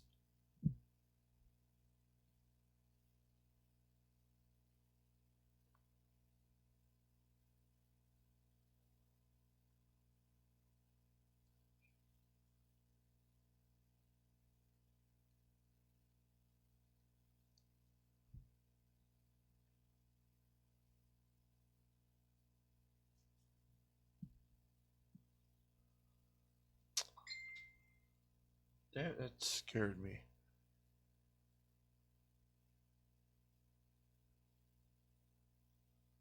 See, the part that's throwing it off, it's the kingdom of the Father is like a merchant.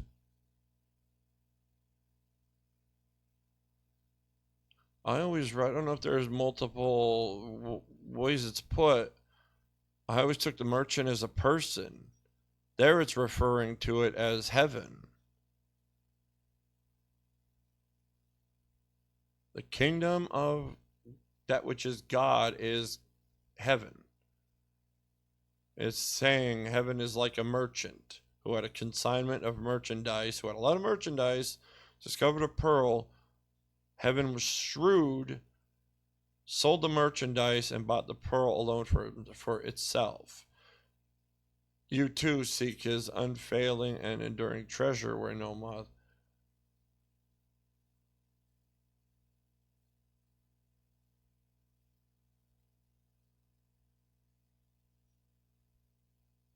Ah, okay.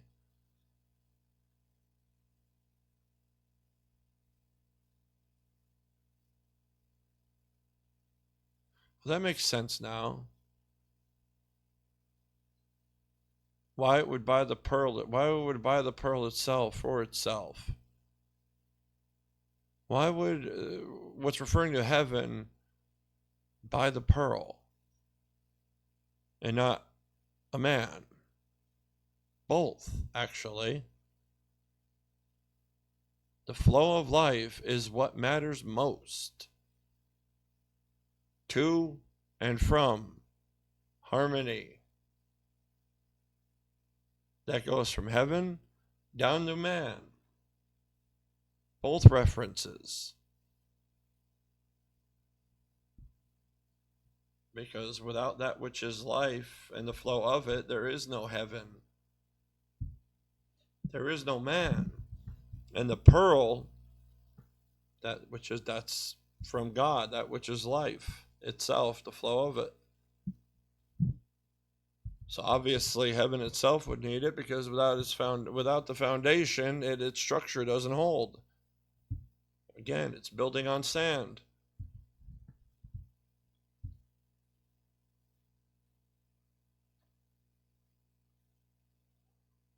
"77, Yeshua said, It is I who am the light of which is above them all. It is I who am the all. From me did the all come forth, and unto me did the all extend. Split a piece of wood, and I am there. Lift up the stone, and you will find me there." Again, the flow of life, that which matters most, and it's the flow of it. And Yeshua was from that which is God. I don't doubt any of it. And the very essence of that which is life came from him, from that which is God. Because nothing cannot come from something. Life cannot just spring out from absence. Absence is literally the complete absence of presence. Absence means nothing. There's nothing to come forth. It is just nothingness. There is absolute nothing there. So nothing comes forth, nothing happenings. It is absolute nothing. And that does not bring forth presence. It's the other way around. Only presence can create absence. I don't know how that people make that misunderstanding so much, so long. They invert it. It's like, it doesn't make any sense and put it that way.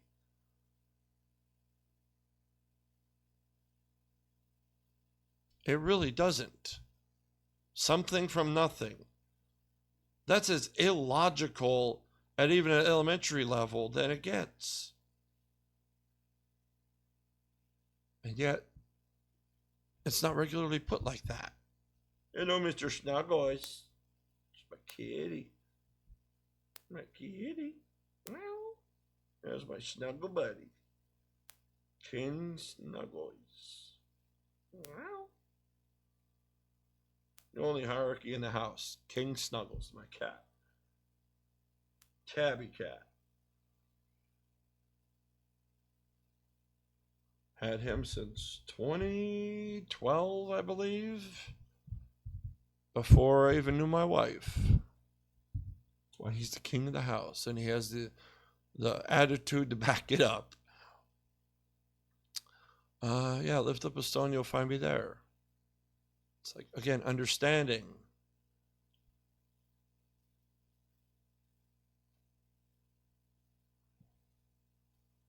It's like, I really don't have to go over that because I don't contest it. It's already, there's more proof than not. It's more proof than contested. And a lot more than people are aware of.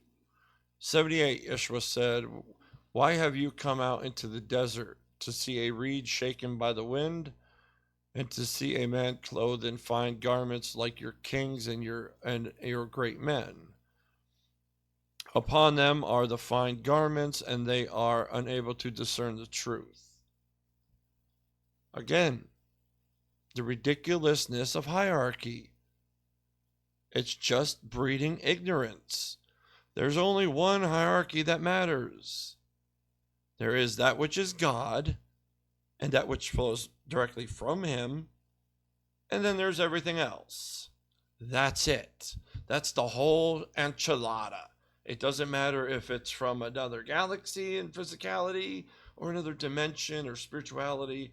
It all flows from the same source, that which is God. Therefore, The only hierarchy is he is absolute, and we are simply in the flow or the absence of life. That's it.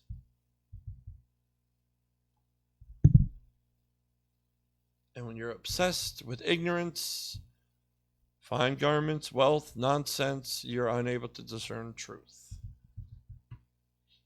You are too inflicted in ignorance, too ignorant to that which matters most, by defining it by the nonsense that's all around the world today, and yesterday, and the day before, the days before then.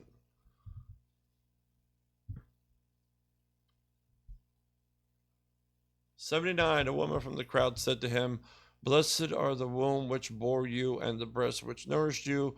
He said to her, Blessed are those who have heard the word of the Father and have truly kept it. For there will be days when you will say, Blessed are the womb which has not conceived and the breast which not have given milk."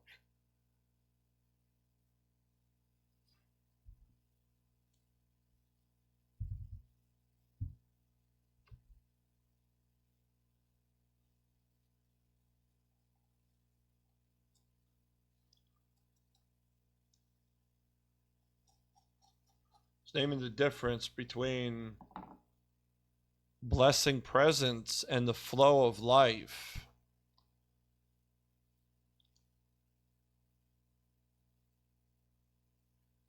And the absence of it.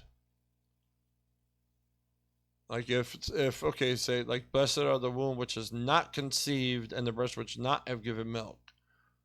Like I said, it didn't bear a child. There will be days when you don't want any more people to come out into absence, where to the point where people are saying we'd rather them not be born and continue life than to be in such absence, which is most of the world we live in. There's too much absence. And it's like, yeah, we've heard people say that before. Most people have said that before. Who the heck wants to bring a child into this world? I've heard that since the 80s, actually. I've heard that saying. I've heard it, I think, in television, movies, stuff, even before, from earlier than that. That's what it's pointing to. Like, there will be days when you're saying that, and it's already come to be. And it's like, that's absence. That's not the flow of life. You're supposed to make this a place worth bringing life into, not wanting to bring life into it. That's inverted. That's the opposite. That's aligning with absence and presence at a very physical, foundational level.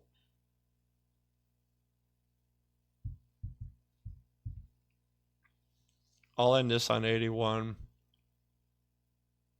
Year I was born, 81. I like that number. And never mind.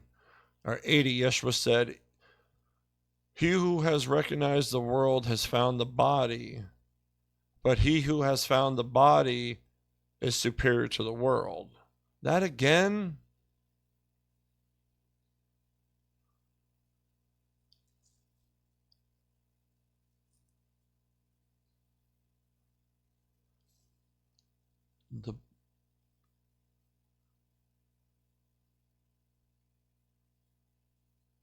I don't know. I don't know what body means. Whose body? Is Yeshua referring to himself? His own reference? I don't know. I got to pee and I'm moving on.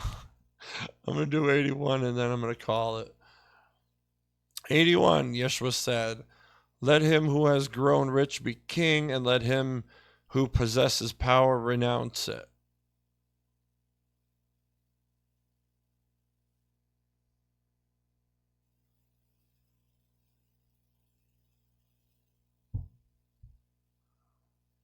See, again, hierarchy references. I don't bother with that nonsense. I don't care. Honestly, I don't care even if it's from God. I'm going to align with life and the presence of it. I don't, me, myself, I don't need no stinking titles or hierarchy or none of that nonsense. To me, that's me. No, I'm not, nobody else. Everybody do whatever they want to do. I'm just choosing presence over anything else.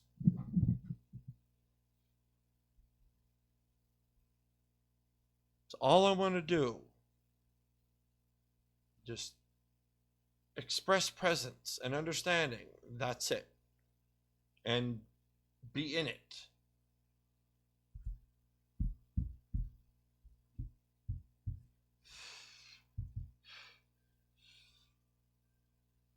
It's like all I want to do is just live.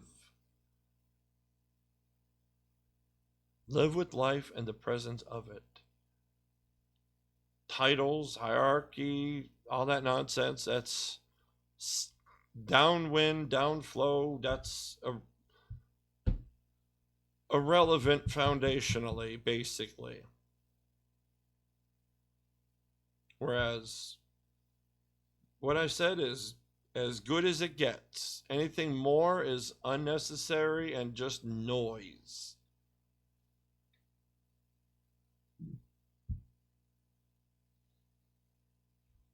It's like me yakking here. I could be talking to one person or I could be talking to every single person on the planet. Ain't nothing going to change. Nothing at all. And it's supposed to be that way. Harmony with the presence of life. It's as simple and absolute as that.